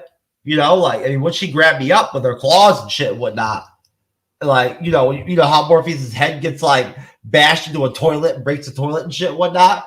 That's what it was like with me and She-Hulk. Jeff, just find your happy place. Go to your happy place. Don't keep thinking about this. You're just going to keep beating yourself up. It's very violent, sir. Anyways, I'm just pop culture guy, sir. I'm gonna let Tim go last on this one. What are your thoughts on this chunk of the film, sir? I mean, spectacular. I mean, great. I mean, scenes, moments, and the acting is all splendid here. I mean, first we haven't brought up the complexity of this film. This film really balanced the very, you know, sci-fi kind of, you know, jargon mixed with, you know, the action. You know, that's one of the things. You know, not jumping to the sequels is one of the big issues with the sequels. They didn't handle, you know, the sci-fi like themes and with the action. You know, this really balances so well. Like the way they explain the Matrix to us is so creative and so visually understood than most films trying to explain the universe they're showing us. You know, and I think that's one of the things that's really great about this first film is like they hook you into what the Matrix is in this film and what is the stakes and all that, and it's really incredible. yeah, like when of course, Mr. Edison comes out from that pod. It's so creepy and so dystopian future, and I was like, I wasn't expecting that when I first saw it when I was a young kid, and that moment I was like, oh wow, and the production sign here, jumping from the Matrix and then the real world, it's really great. I mean, the production sign just shows you the dystopian future, and then the Matrix side of the city. It's so like very lived in, and yeah, and then seeing all the anime and like manga like influences kind of kick in. Like this is very much what a Ghost in the Shell kind of movie should have been, you know. Like especially how they connect to the Matrix is very much from the Ghost in the Shell. If you haven't seen that anime, um, yeah, like all that is really cool. If you're a big fan of those like me from Hong Kong, the anime and stuff like that. Yeah, and especially performance wise, yeah, I really like Tank. Tank is a really great character. I wish he was in the sequels. Apparently there was some legal issue that was going on with him and Warner Brothers. But yeah, very sad that he didn't return with the sequels. Yeah, Joe Cypher, the actor that plays him, he's one of the best actors. I mean, if you haven't seen Bad Boys, the film's franchise, or Bound, and of course Memento, as Jeff has brought up before, he's a really great character actor, and he makes the portrayal so so frustrating. Like I get he wants to go back because it's so bad in the real world, so I get why he wants to come back. But yeah, and I do agree with Cyber. That is a good steak. Definitely need to get steak tomorrow for lunch. Yeah, and then the trap was really great. Like, I mean, first off, I mean, the way they set up the trap was really cool. I never noticed in this rewatch that Cypher drops the phone in the trash to let Smith and all the agents to set up the trap very soon before they come back from the article. And speaking the sequence, the article, great character. They do the kind of Yoda subverting the expectations, and she said that's not what you're expecting. And really great actress. It was great that she came back for the sequel, but not the third one. She passed away before that film was going to enter production, which is sad, but very fascinating character. Very intrigued, and then of course the kid that was in our house was very like what was the Japanese film IKEA? One of the kids bending the spoons, all that like remind me of that from the anime.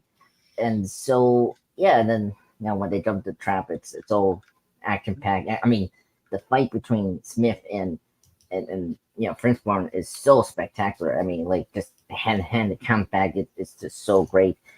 And the way Smith defeats him is so brutal. Yeah, I was very sad that he get captured, and thousands of guards like beat him up like with the sticks. It's like, oh my god. But yeah, so I was very sad that trap happened, and then of course the crew getting killed one by one was very brutal, especially Tank's brother getting killed, which was kind of sad. So, but yeah, overall great. Second half of the film that is so iconic still. It hooks you. What is the Matrix? Why they're fighting with the machine? Like everything is iconic from this point on. So I'm very excited to talk about the third act. Because the third act is amazing still. Tim, do you still remember what part of the movie we're talking about?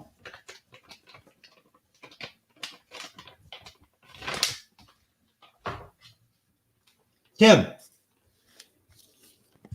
Oh, I'm sorry, I was on mute there. You're yeah, fine. I know where we're at. Yeah. Have at it, sir.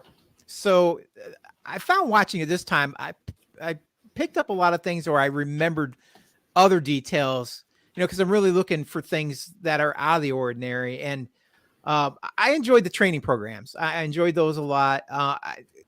I wish somebody could jack something in the back of my head and I could learn that way, because that would be awesome, because it takes me forever to read books and stuff to learn things.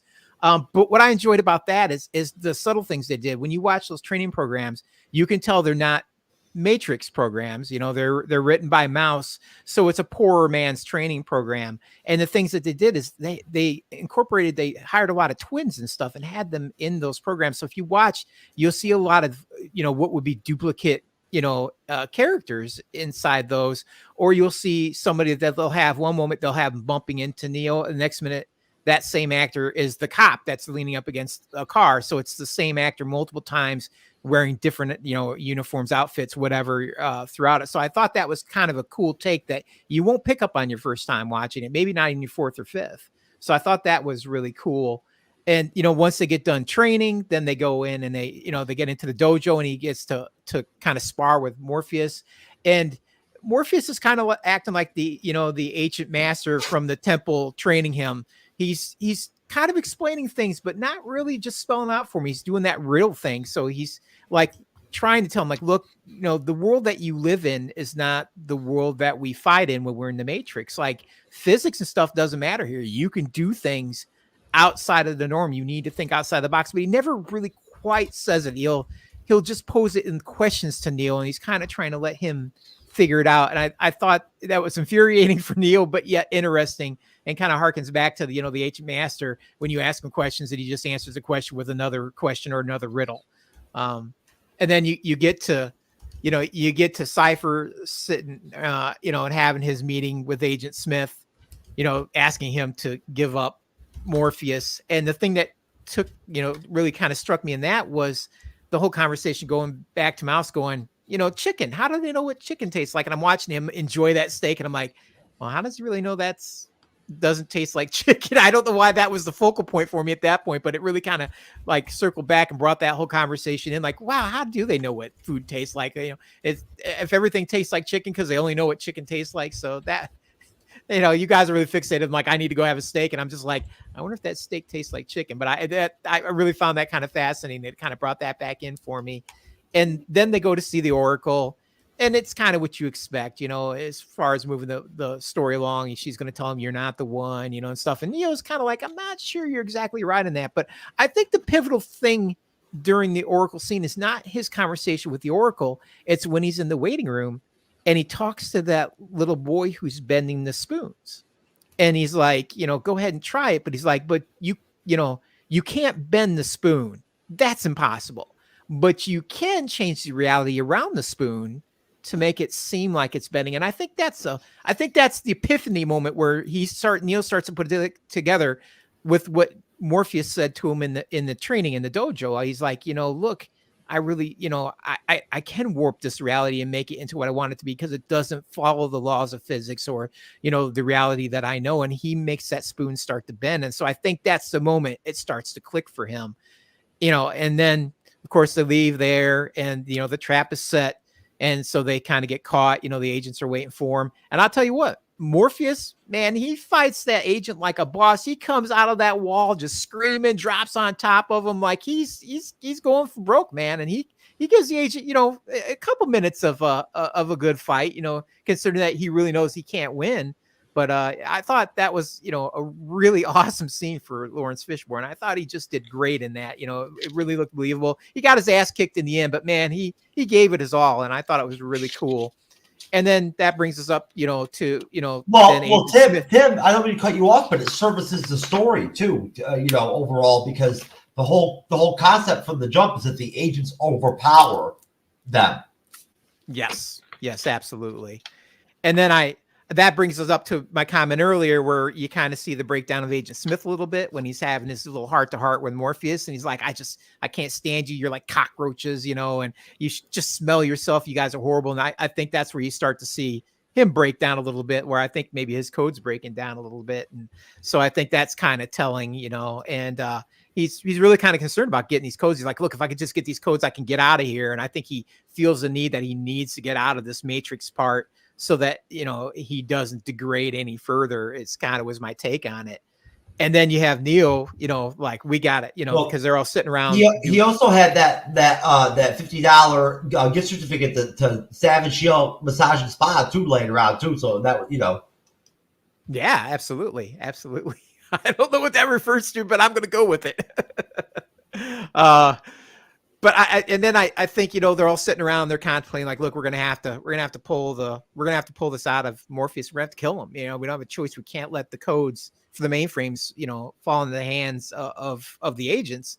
And then, Neo's like, no, screw that. I've been thinking about it and I can do this, so we're going to go rescue him. And they're like, are you sure? He's like, yeah, we just need a lot of guns. And I'm like you. And then they get it, they get jacked up into the program. It's like, we need a lot of guns. And all those shelves come flying down. You see all that hardware and you're like, oh, this shit's about to get real. You were pumped. It's like, I'm looking at that. It's just like the Toys R Us for adults there. You're just like, I'll take one of those. I'll take 3 of these, But that's where it gets kind of funny though, bro, because like literally he's like, I'm not the one, all profound and shit, whatnot. And at the same time, he's like, but I know I just know I can do this or whatever. I know it or whatever. I may not be the one, but I'm going to be the one that brings it. It's fun. It's I'm not trying to make fun of the movie, but it's funny. Yeah, but it's awesome. You can't help but feel hyped when you see those, like I said, when you see those racks coming in, you're like, yeah, shit's about to get real. Oh, the guns? Fuck yeah, dude. Come on, bro. We're going to turn this thing up to 11. So yeah, it's awesome. No, seriously, I'm telling you right now. Like back in the day when I used to watch Commando, when I was a little kid, if my penis was capable of getting hard, it would have gotten hard during like the Commando breaks into the gun shop scene. That shit was like the highlight clip of my life back in the pre-internet days and shit and whatnot, when they didn't have video clips. That scene when Arnold would go into that gun shop was like heaven to me when I was a kid. That's what I compare that gun scene to The Matrix to in my head. Folks, if you've never seen Commando, you know what I'm talking about. You should probably check it out. It's the Arnold classic.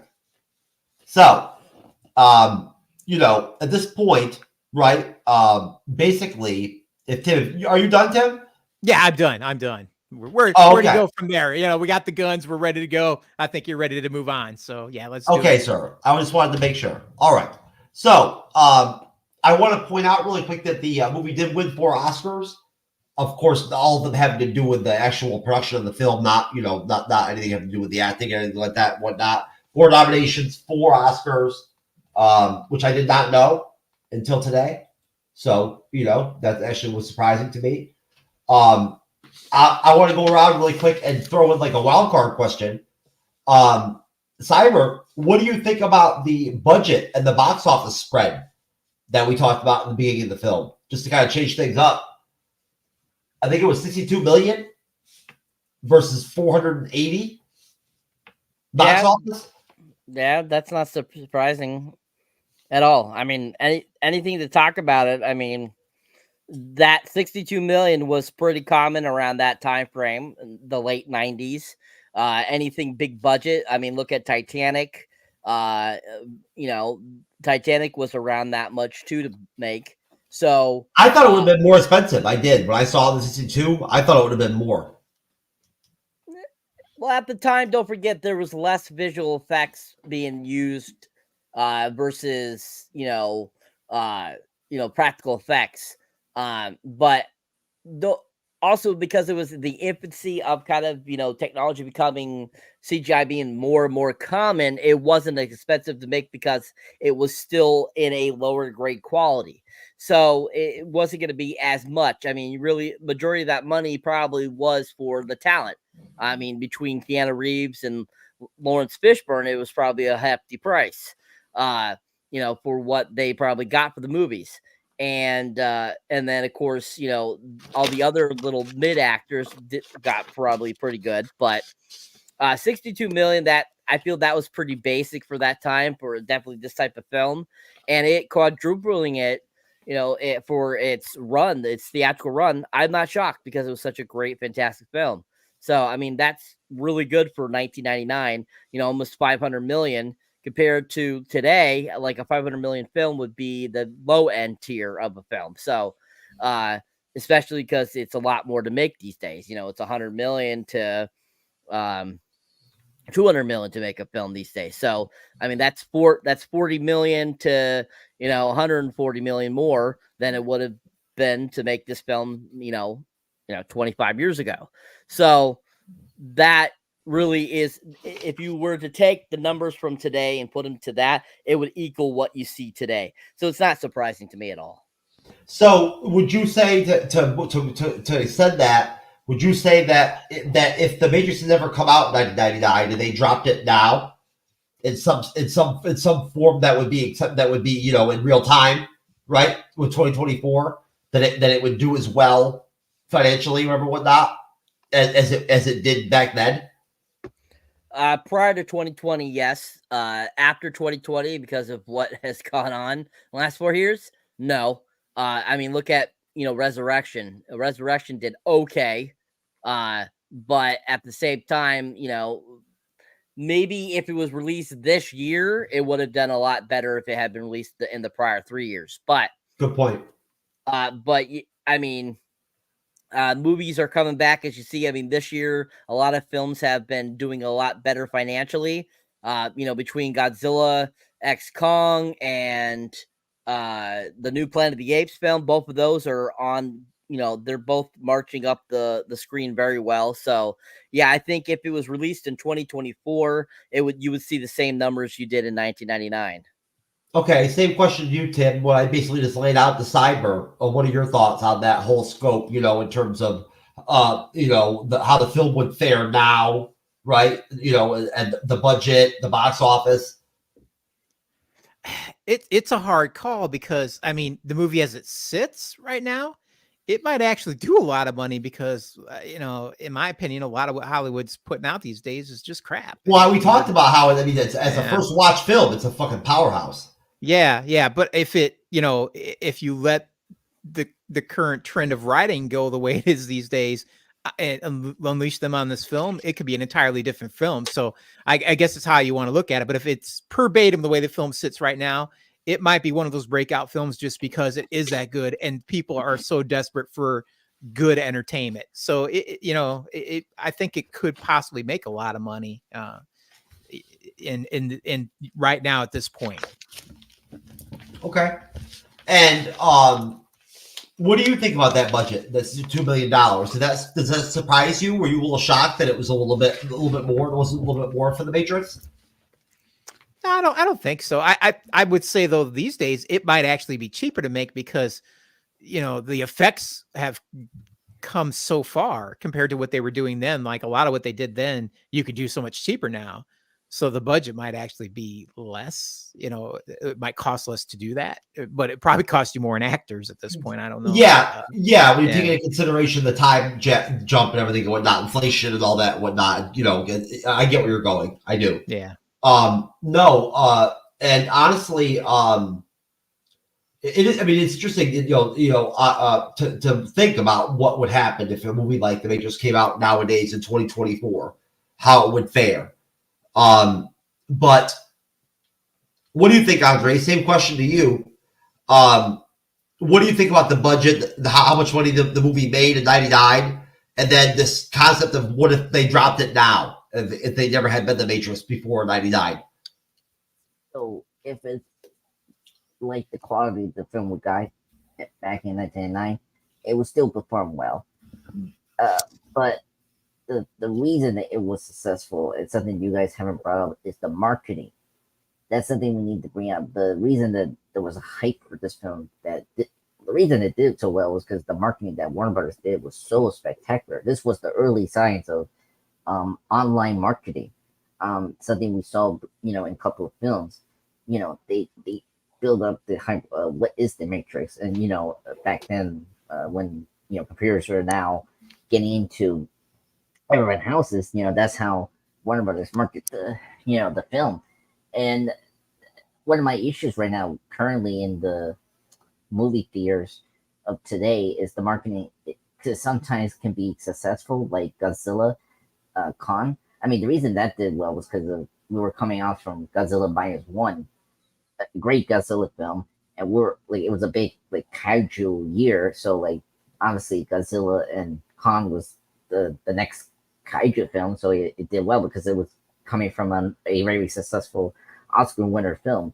And Kingdom of the Planet of the Apes, as Saber brought up, that one is a very consistent franchise that's been so good since the reboot of Andy Serkis, and it delivered good quality film that people are looking for. So and it's the marketing for Godzilla and Kong and Planet of the Apes were so good. If you don't have a good marketing like the Fallout, which didn't do well at the box office, then you're not doing your job right. And that's I think Warner Brothers did a really good job of marketing The Matrix back in 1989 to hype the people why this movie is so important and why you want to see it in theaters. And that's something that I think studios sometimes don't do well when do. Word of mouth would have been more prevalent and more pivotal back then. Yeah, right, with the film at the box office. But I think it's important just to close this out to mention that honestly, Cyber, Tim, Andres, when you look where we're at, like you said, Cyber, with films right now, when you look at Oppenheimer, Barbie, right, these films that have done well that are not Marvel movies, that are not superhero films, right, and Doom 2, right, how there's been sort of a lack of really good films that aren't superhero films. When you take that into consideration even more, it makes you wonder, holy shit, if the Matrix was dropped right now, it would really be a game changer. It just is an alternative to what we're used to seeing right now lately. But either way, in terms of the actual film and where we're at with the film, we're coming off the scene where Morpheus gets his ass beat by Agent Smith, right? And essentially. Oh, you know what? Sorry about that. My laptop died on me. And my outline was on it. Anyways, so from there, we get the rescue mission. And we get the gun scene, and we get Trinity, and we get, obviously Neo on point, showing up at, the secure government facility, right, where they have Morpheus, being interrogated. And we get what for then back in 99 was probably almost like a classic trend-setting sort of action scene, right? That's very long, where we see Trinity and Neo enter the building, detonate a bomb, to start off, right? I believe in the elevator hatch, right? Don't they blow up the elevator hatch? Yes. To basically degrade the building to begin with. And then we get this extended shooting scene where the choreography is great with the body movements of Trinity and Neo, along with their handling of the guns. I would love to see some of the footage of them doing their gun training, right, for the Matrix. But fighting the police, and also agents, they're also that are flipping in and out, that are slipping in and out, and whatnot, taking over, Matrix people, Matrix cops and shit and whatnot. Great scene, watching them shoot each other up and all that and whatnot. A lot of guns being used. I think Neo, at one point, he has an M16. Like an assault rifle. Then he switches over to, what are they called? Uzis. He has the old school Uzis, right? And then he goes over to those pistols that can shoot automatic, like Face Off. The full automatic pistols, handguns. I love them bitches. We see some great hand-to-hand combat scenes with Trinity in that too, right? She is the hand-to-hand combat specialist in the film. She is the best. And so, we get this really good scene where essentially they fight their way in to the complex, right? And there's 3 agents at in the building, whatnot, and everything, essentially interrogating and guarding Morpheus. And so they have to contend with these agents. And basically, as they move further into the building, and they extend this, this kidnap scene, or this saving Morpheus scene, basically, what we end up happening is, sorry, I got lost there, folks, but I actually lost my outline. I had to go back onto my other laptop to pull it up. So basically, what ends up happening is when they actually escalate, move their way up through the building to get to Morpheus. After Morpheus and Trinity safely, exit the Matrix, Smith ambushes and appears to kill Neo. Right? When Neo actually tries to take on the agents. While at the same time, a group of the Sentinels, the little boring machines, attack the Nebuchadnezzar. Trinity confesses her love to Neo, or for Neo, and says the Oracle told her that she would fall in love with the One. And at that point, Neo revives from death, right? With his newfound, abilities and whatnot and powers. Preceding that, we do see them board a helicopter, right? Trinity downloads her ability to actually fly it and all that shit and whatnot.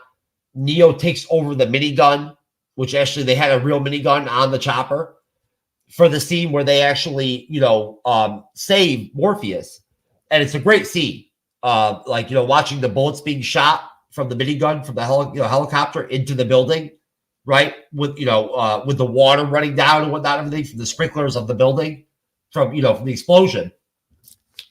When the agents take on, Neo, as I explained, he essentially dies. He comes back to life.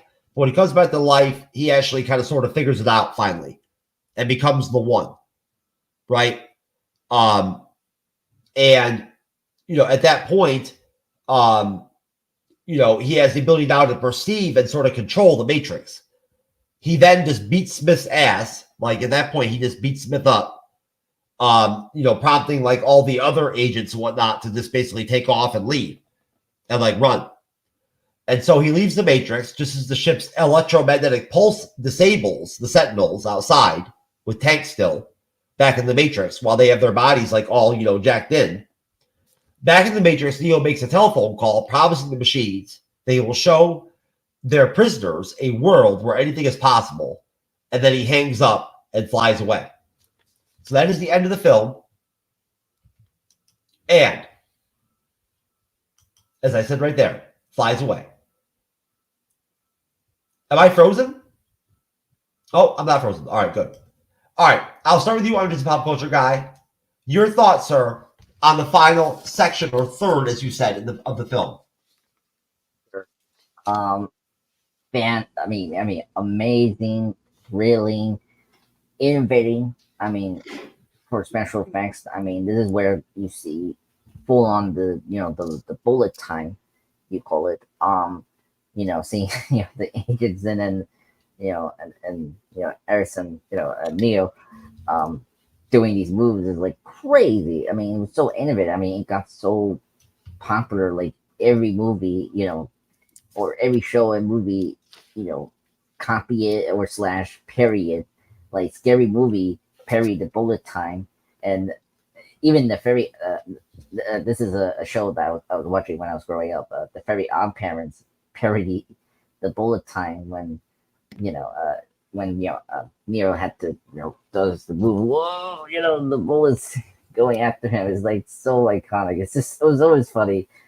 When everyone parries that scene, it's just oh my god, yeah, the Matrix is badass, and oh my god, it's always funny when one of the best reactions from an extra when the guard asks, Neo, remove all your, Cersei, the amp that are metal, and when he pulls out his coat with the guns, he's like, holy shit, and then he pushes him, and then gun blazing. I mean, that hallway, gun shooting is one of my favorite gun shootings ever. After maybe Hard Boil, one of the best. I mean, the action carving there is so amazing.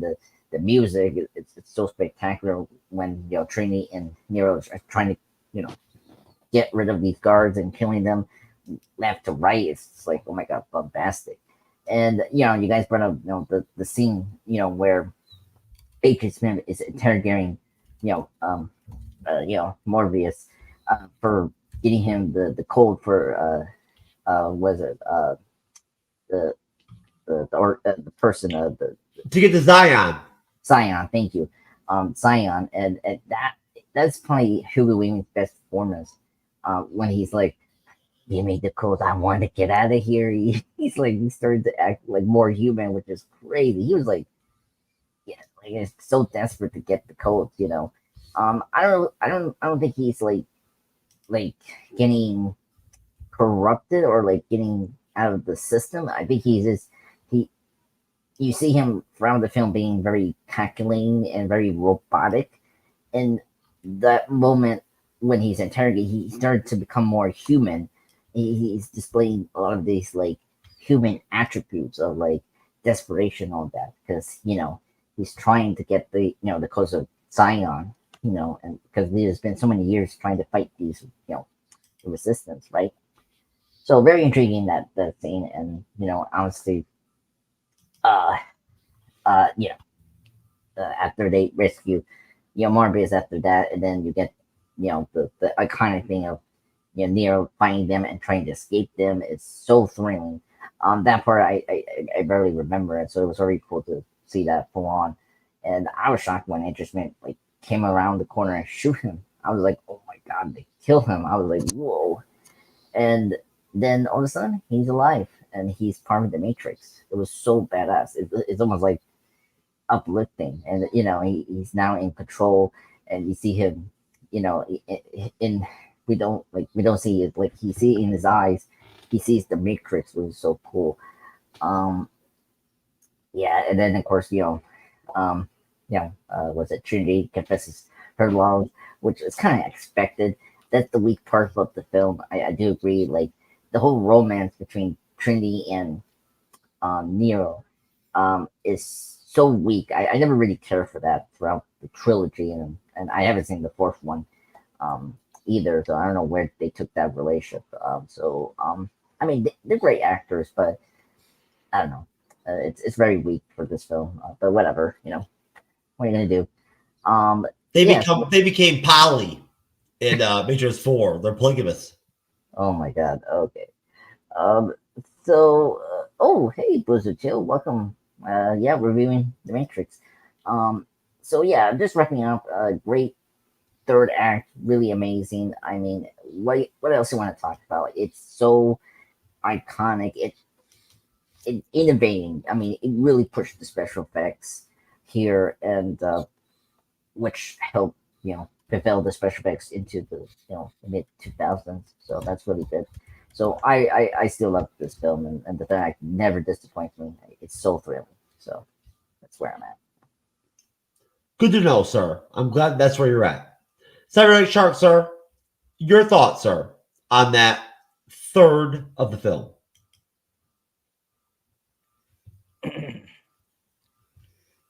So the conclusion of this film is pretty good. It's a solid, ending to an already awesome film. We get a lot of action when Trinity and Neo go in and start kicking butt at the bottom of the building to go save Morpheus is really awesome. That's when we really got some really great CGI going on there. We've seen Neo and Trinity do some great kung fu fight sequence and stuff like that.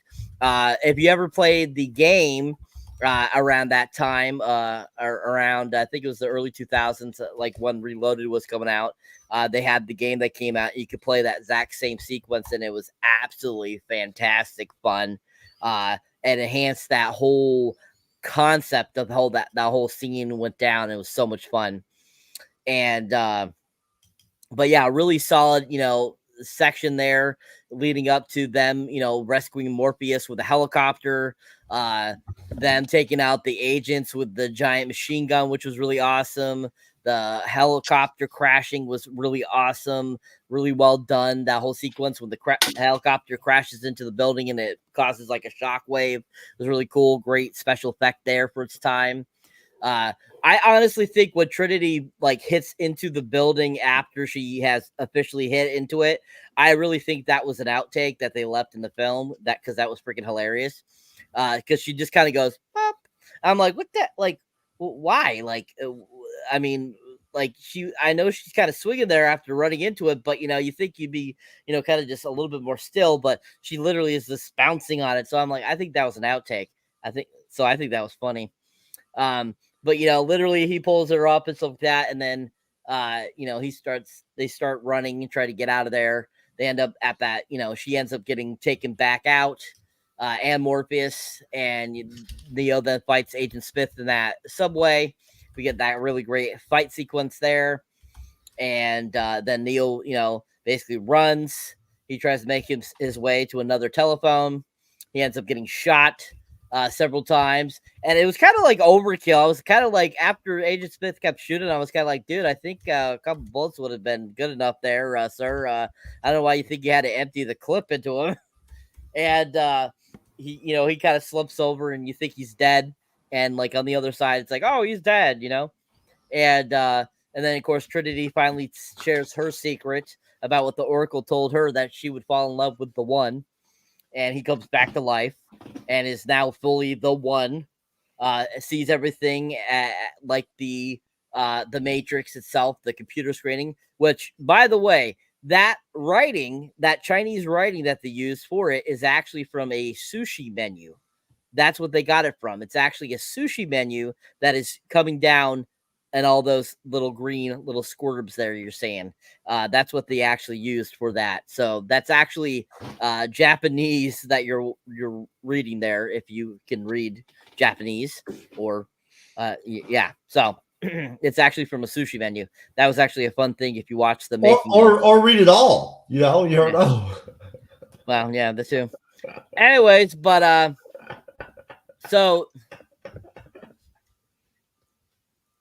sometimes, sir, you just crack yourself up, don't you? Anyways, I apologize, sir. Illiteracy is funny to me. Okay. Anyways, so yeah, he's become the One. He takes out Agent Smith, makes him explode from the inside out. We see it like bow, and then as the Sentinels are making their way to try to destroy them, because they have found them hiding out in the area in the real world, they're about to be destroyed by them, and Neo gets pulled out, and they hit the EMP, and it destroys the Sentinels. And then the movie ends with Neo calling the AI and let him know that he's going to take them all down, and he's able to fly.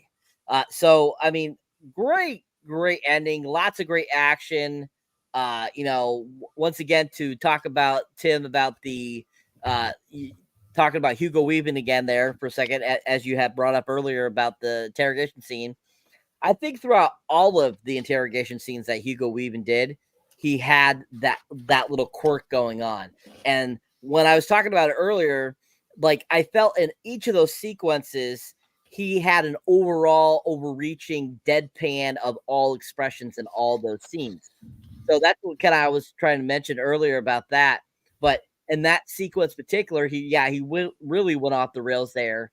Because as we see in the next couple Matrix films, that Agent Smith programming or whatever it is goes kind of off on its own. So I think this was kind of like a prelude to him kind of showing that he was different than the other AI that was working in the Matrix. So overall, really fantastic film, really enjoyable, and a really great ending to a great film. Most definitely, sir. Who have I not gone to? I believe it would be me, Jedi Jesus. Would be you, Tim? I apologize, sir. I'm starting to become slightly intoxicated. So, you have to bear with me. That's all right. It's all right. So I have to say, This is one of my all-time favorite just gunfight scenes ever. I mean, again, like we said, with the racks coming in, it's about to go down, and it doesn't disappoint. And it has some of my favorite guns. I mean, it starts off, and I don't know about you guys, but most films I watch, you know what, Tim? I forgot. There's one more. He uses a 12-gauge shotgun too, doesn't he? Yes. He uses and an M16 is in there as well. But anytime I watch a film, you always got people that are running through, and their gun runs out of ammo, and they don't pick up new guns, and it drives me crazy. This is the first time ever in a movie where I just see somebody dropping guns, and I'm all right with it, because you see him come through that metal detector. Guy's like, "Hey, you got any metal on you?" And he opens up that jacket. The guy's like, "Holy shit!" It's just like, it's awesome. And he pulls out those, the two MP5s, which are two of my favorite guns of all time, and just starts laying waste to everything around him.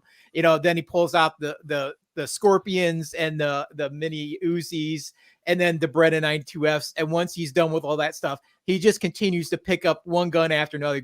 He does that cool flip thing, because the choreograph, the way they choreograph this thing is just beautiful, between, the wire work and him grabbing guns off the ground. He grabs that M16, keeps going. They grab the shotgun. I think it's Trinity grabs that at one point. They're running along the walls. They're doing, karate, kung fu, whatever it is style. Yeah, that's what I'm saying. It would have been. I love watching the videos on YouTube of the actors and the actresses shooting at the range, comparing to the films and whatnot. Everything. I would love to watch their gun training for the Matrix. Yeah, I'm sure it was fantastic. But I mean, you just get to the end of this, and it's just, the whole place is just laid waste too. I mean, it's just nothing but rubble and dead bodies everywhere. And then how do you top that? What's the cherry on top? They get in the elevator, they open up that bag. You're expecting them to pull out more guns and reload. Nope, it's just a giant C4 bomb. It's like, let's just blow the elevator shaft out, blow the whole bottom of this little building out. Let's send the message, and we're going to keep going from there. And it's fantastic. And then they get to the roof. They just, start laying waste to all the guys up there, and they're calling out like, "We need some serious help up there." And, they just lay waste to whoever's up there. They get you get the cool bullet time moment there that's been, duplicated in so many other movies, where the agent shoots at him. He gets to do the whole backflip thing, and he still manages to survive that. And, so, and then Trinity's like, "Well, we got to keep moving. We got to get Morpheus." And he asked her, like, "Can you fly that thing?" And she's like, "I can in a second." Calls it in. They upload that again. Wish somebody could do that with me. Just call it in, upload how to fly a helicopter. They get in that thing, and off they go. They're flying down to rescue Morpheus. And, he's having, again, this little heart to heart with the agent there. And all of a sudden they look over and they see, that helicopter coming down with that freaking minigun. And I don't know how you fire off that many rounds from a minigun and you don't kill Morpheus. I mean, there's bullets going everywhere. They're laying waste to everything. And, you just see the agents, they're just pissed that every time they get killed, they're having to come find another body to come back into the melee. It was a really cool scene, and then they finally get to a point where they've eliminated just everybody with that minigun. And then they look and they're like, "Come on, Morpheus, come on." And he gets that look, kind of gets up, and he's like, "Rah!" He busts those handcuffs, and off he goes again like a boss. He's just going for that helicopter, and he's very drugged up at this point and pretty messed up, but he's got the right mind. He's doing it, and Neo's like, "Oh crap, he ain't gonna make it." Flies out of the helicopter, grabs him. You get that cool scene where they take off, and then one of the agents comes bursting into the room, shoots it. The helicopter's now going to go down, so they drop him, and they get him to safety, and now they've got to get the safety themselves. And then he gets down, confronts the agent, and puts up a pretty good fight. For a while, you think, okay, this may happen, and then then they killed Neo. You're like, what just happened? But and much unlike Cyber, I believe where they shoot him. Why just kill a guy when you can overkill him? So they lay a lot of rounds into him to ensure that he's dead. And it didn't take. And why didn't it take? Because they do the reverse Snow White scenario. The princess comes and kisses the prince, brings him back to life, and he's like, "You know what? I'm going to mess some stuff up now." And the agents are like, "What the hell?" And he just rips into Agent Smith and just tears him up from the inside out. And nobody's seen that coming. I mean, at least I did. And I had no idea he was going to literally jump into his body and just tear him apart from the inside out. And you see those other two agents are like, oh hell no, I'm out. They take off and basically that that's the end of the film. Neo's won. Like he's it's amazing how that pussy can bring a dude back to life. Yeah, you know what I'm saying? Like seriously, dude. Yeah, the strength of a good woman. There you go. But yeah, it's a cool way to end it. I mean, he's seeing now the Matrix for what it is. He's seeing it in code himself, and he knows how to manipulate it, and they know he knows how to manipulate it, and they're terrified. So I think it's just such an awesome ending to that whole fight scene that you don't really see coming. And then you get that final phone call where he's like, "Hey, I know you're scared, and you should be, and I'm going to start doing some things you're not going to like. And how you respond to that is up to you. And then, if you want, I'm going to bring it again." So it's awesome. When you haven't seen the sequels, it's fucking powerful. You know what I'm saying? Like it is. It's a great ending. And that Rage Against the Machine song, Bomb Track, or whatever the fuck it's called, that ends the movie. Yeah, is dope. It's a dope track. For sure. No, so I guess my last question, guys, would be Carrie-Anne Moss in 1999. Not today, although she still was pretty damn good today. I bang her. Carrie-Anne Moss, 1999. Totally fucking smoking hot, right? In the Matrix, like totally bangable. Give me a thumbs up. No doubt. All participants. I mean, give me 2 lightsabers up, bitch. You got them. I mean, Cyber's got the green screen going. Her titties are looking nice, right? You know what I'm saying? They got them all perky and everything going out. They're poking out. I like it. It's very good. Carrie-Anne Moss, maybe she had a good run there for a year or two, She was pretty popular. It's the eyes. Now she's in The Acolyte. Which we think might be rough, folks. Could be rough. Anyways, folks, ratings time. It's going to be. Stop it, sir. Be optimistic. It's Star Wars. You never know. Fuck that. That's okay, sir. If it's garbage, we'll just make fun of it. Like we did with Willow. It will be the same shit. It'll be fine. It'll be great. I think it's going to be worse than Willow. We'll see. We'll talk about that. That'll be the conversation for us to have during the episodes in the private chat. We can compare Willow to the Acolyte. Yeah, Tim, you should definitely sign up for the Acolyte, bro. As you can tell. I'm not sure I can bring myself to watch it. I'm so old school Star Wars. I started when I was 7, seeing the first one in a drive-in. I have a whole room dedicated to it, and Disney has killed my love of Star Wars. Andre's already put me in my place 100%. On Monday. Andre's is like, Jeff, I'll do 2 episodes of Acolyte, and then we'll see. That's very I was like, thanks, Andres. Okay, USA. Thanks, bro. Because he has to be careful. He might want to gouge his eyes out after 2 because they're so horrible. Yeah, I'd probably gouge my eyes out after 1. Yeah. I just drink and say hi, bro, and you know what I'm saying, and keep on rocking. I'm telling you right now. I'm sure I can probably find lots of good shit to make fun of and talk shit about and whatnot during the Acolyte. If it's that bad, we'll see. Anyways, ratings. Let's change it up tonight. Let's do 1 out of 5 instead of 1 out of 10. Stupid fucking shit. No, keep it. Okay, 1 to 10. 1 to 10. That's fine. All right, Tim. Since you are the actual guest, why don't you start off? Give us our rating 1 to 10 and why, and then I'll go to you, Andres, and you can round it out, Cyber. I'm going to go with a 10. I mean, I think this is a very monumental movie. I think it's right up there with Star Wars. It kind of ushered in the whole cyberpunk anime as a real, a real film. I don't want to say real film, but not a cartoon version, an actual character actor film. In that, and it really brought it to life in a way that was believable and enjoyable. And so I think it's got to be a 10. There's just no doubt about it. It was a very fresh concept for its time, and it's aged well. I'm just a pop culture guy. Same as Tim, a 10 out of 10. I mean, look, this movie is iconic. Look, the scenes are iconic. It got parody so many times in shows and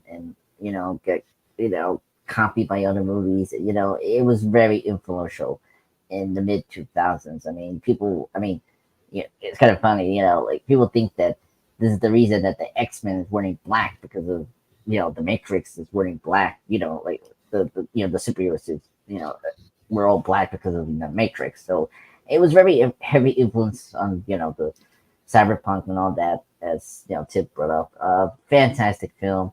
I'm not too excited for the sequels, but that's another day to discuss. But yeah, that's all I'd say. 10 out of 10. Okay, sir. Hey, Thomas, how you doing, brother?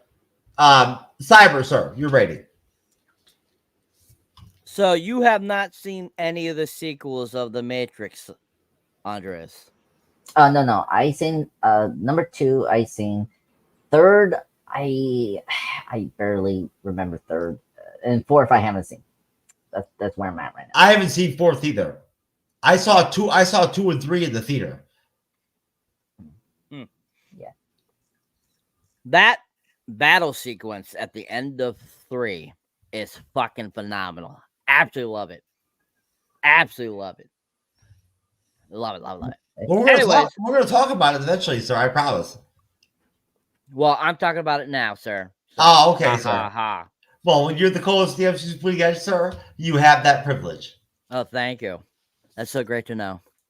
Anywho, my rating, since I said to keep it 1 to 10, a giant 10, because I don't think 5 is justified enough for The Matrix. So that's why I wouldn't say 1 to 5 for this. Plus, also, it's just too Rotten Tomato-ish, as I told Ramon in the chat over here, the comments. Ramon! But anyways, yeah, giant 10, fantastic film, really well done, and just a really fantastically done, well done job by the Wachowskis at the time. And I think that they, you know, knocked out of the park with this film. It's a true sci-fi classic. That's right. And then now they're women too. That's great too. Anyways, sir, it's hard for me to not want to do 1 to 5 instead of 1 through 10. I have the world's smallest penis. So I mean, I'm used to go with lower numbers, not higher numbers, you know? Well, maybe if you went with higher numbers, maybe your extremely small penis would become larger. That's right. And Tim, just by the way, when Joey comes on to moderate, he's gonna have to wear this shirt. Okay, all right. I will suggest though, maybe what you need to do is just cross your eyes so you seem like you have 2 penises. That way you'll have a 10 rating then. Well, sir, you've only seen this is just 1 shirt, sir. I've got you'd be amazed at some of the shirts I have. I've got some interesting shit. Really classic ones like this dick won't suck itself and things like that. Really respectful. Very you know, chivalrous. I don't think you dress classy. I get it. Yeah. Oh yeah. Very gentlemanlike. I don't think Tim was surprised by that at all, Jeff. Yeah. No, probably not. Probably not.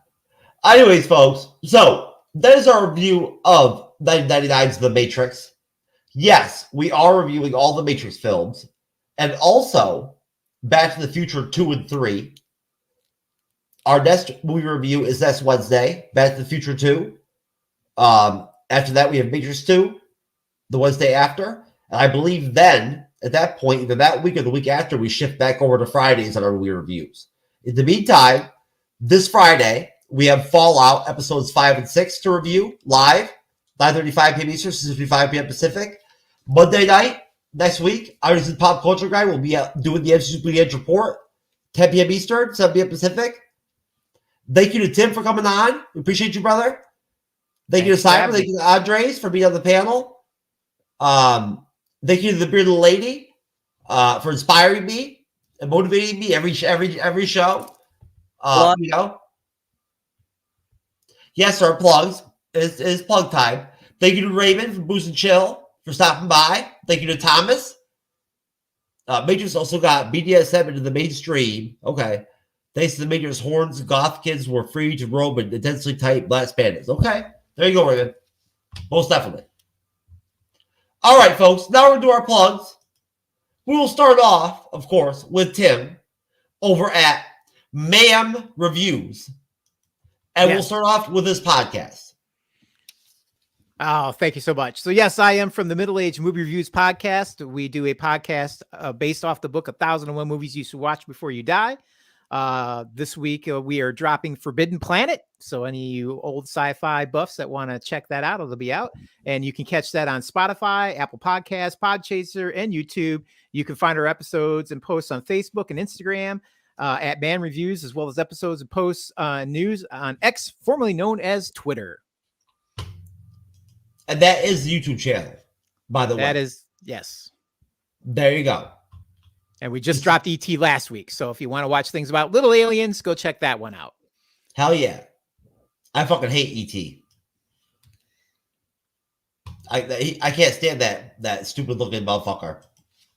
That's why he cries. Why are you jealous? Because he has a bigger dick than you? He's just fucking stupid looking, dude. ET is fucking stupid. It's because he can make his finger glow and it makes him jealous. I'm embarrassed. Reese's Pieces. I'm embarrassed that when I was a little kid, I liked ET. I'm embarrassed. Why are you fucking embarrassed about liking ET, you fucking moron? So embarrassing. I like ET. Anyway, sir. Cyberneticshark, sir. Compared to White Beach's small penis. Cyberneticshark, sir. How are you doing over at Cyberneticshark's YouTube channel? All right, guys. So if you have been enjoying me here on the MCU's Bleeding Edge as co-host or, on the panel or moderating, you can go check out my solo content. You can find it on YouTube, X, Instagram, Facebook, TikTok, Threads, pretty much any social media platform, Patreon as well. I can see my most recent release there was the trailer reaction to the second Joker film that'll be coming out in October. And then, of course, I have my Dune Part 2 review up there if you have not seen that as well. I'll be doing some shorts for you guys here soon. For the new Planet of the Apes, I'll be having one for you tomorrow, along with a couple other movies I recently watched. I'll be dropping my Planet of the Ape reviews here soon for you guys. And keep an eye out for any other newer films that might have come out recently. You'll be getting reviews of those as well. Keep an eye out for the Fall Guy review. So that was a fantastic film if you have not seen it. It truly is a great love letter to the stunt people out there who don't get enough recognition for how awesome they are. David Leitch, being a former stuntman himself, turned director, is amazing. Cyber, thumbnail's looking good, sir. And I don't make those. They post that themselves. Anyways, thank you though for the compliment. But you're welcome, sir. I don't do anything there. My thumbnails are actually on my reviews, not on the mini reviews. But anyways, to booze and chill after Ramon. Small dick energy is what small dick energy is, sir. So it's all good. It's all good. We all here over the Bleeding Edge have small dick energy, so we're good. Anyways, if you haven't checked out my stuff, definitely check it out, people. Fun stuff. Subscribe if you like. Give a like, give a comment. All of it's good. And then help Mr. Andreas get to his 1,000 mark, please. Thank you. Sorry, I got thrown off when we were talking about small dick energy and whatnot. Everything I wanted to get in the conversation since I'm the spokesperson of the actual group. That is true. I would probably want you guys, sir. Yeah. So hello everyone, guys. This is the Butcher guy. Yeah. So thank you so much for joining us for the Matrix review, and thank you, Tim. It was great to see you again, buddy. Hope we see you again in another live stream review. The Crow probably. So I just recently posted my retrospective review on Dawn of the Planet of the Apes. As you know, this week we had Keanu and the Planet of the Apes. Awesome film. I saw it with my mom for Mother's Day. It's really good film. I don't want to say much about it, but it's really good. It definitely was a great continuation from the Planet of the Apes reboot trilogy. So tomorrow I'm going to do a Godzilla tribute for the 10th anniversary for the 2014 film that started the Monsterverse over Warner Brothers. And then I'm going to post my Planet of the Apes rank. So I'm going to rank all the 10 Planet of the Apes films from Tim Burton to the old 60s to 70s films, and then to the reboot trilogy of the four. So very exciting for this week. So yep, that's where I'm at, and I'm up to 947 subscribers. Please help me reach the mark. And yeah, that's where. And please help Saber. And hell yeah, we killed it on Chucky, bitch. What's up? Yeah, I was very excited. Oh, next live stream review is in the 26th of May, and we're gonna do X-Men Days of Future Past for its 10th anniversary. So watch out for that. Oh So, boy, that looks like fun. I'm looking forward to that. Yeah, great X-Men film. There you go, folks. Now, I've got some plugs for myself. I've got some individual plugs for once. This is actually, I just want, I want to talk about the plight of men with micro penises, right? It's not fun to have. It's very difficult. It's a struggle. And I just want to, share my personal story. Having a micro penis, having an extremely tiny penis, it makes life hard. But we're not alone, right? As it says in the, article. But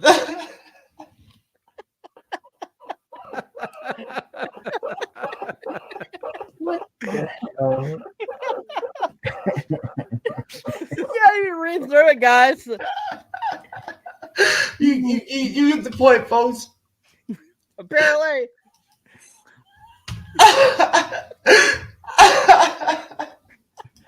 I don't think they do because it's so small you can't point with it.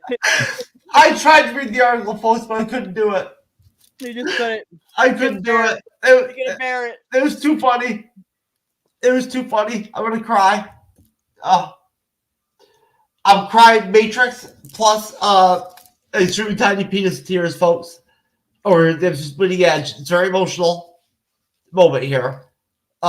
Tim, I'm glad you could be a part of this to share this with us and whatnot. I'm glad I could be here to hold your hand. Very deep, serious moment here in the Bleeding Edge. Jeff needs his hands held too. Being open about my micro penis, extremely tiny penis syndrome. The first step's talking about it. That's right. You can't go back. You can only go forward. I mean, it's not going to grow any bigger, right? So,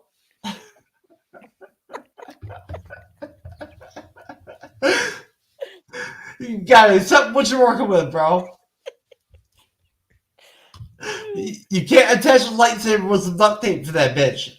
Tim tried. It did not work. I promise. Right, Tim? Anyways, folks. We MCU'S Bleeding Edge out of here. We love you out there. And have a great rest of the week. God bless you. All right? Survive till Friday. And then it'll be Friday. You'll have the weekend. It'll be wonderful.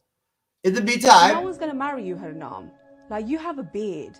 No one's going to date you, Haranam. You have a beard. No one's going to be your boyfriend, Haranam. You have a beard. You are not a preference to a lot of men. And then I'll get like really feminine men message me, but that's not who I'm attracted to. Hannah, I like really masculine men because I am very soft. I'm so different to what you see like on TV. On TV. Well, I've never seen you on TV. Probably not, but no. Generally, you'll see. Oh, she's strong. She's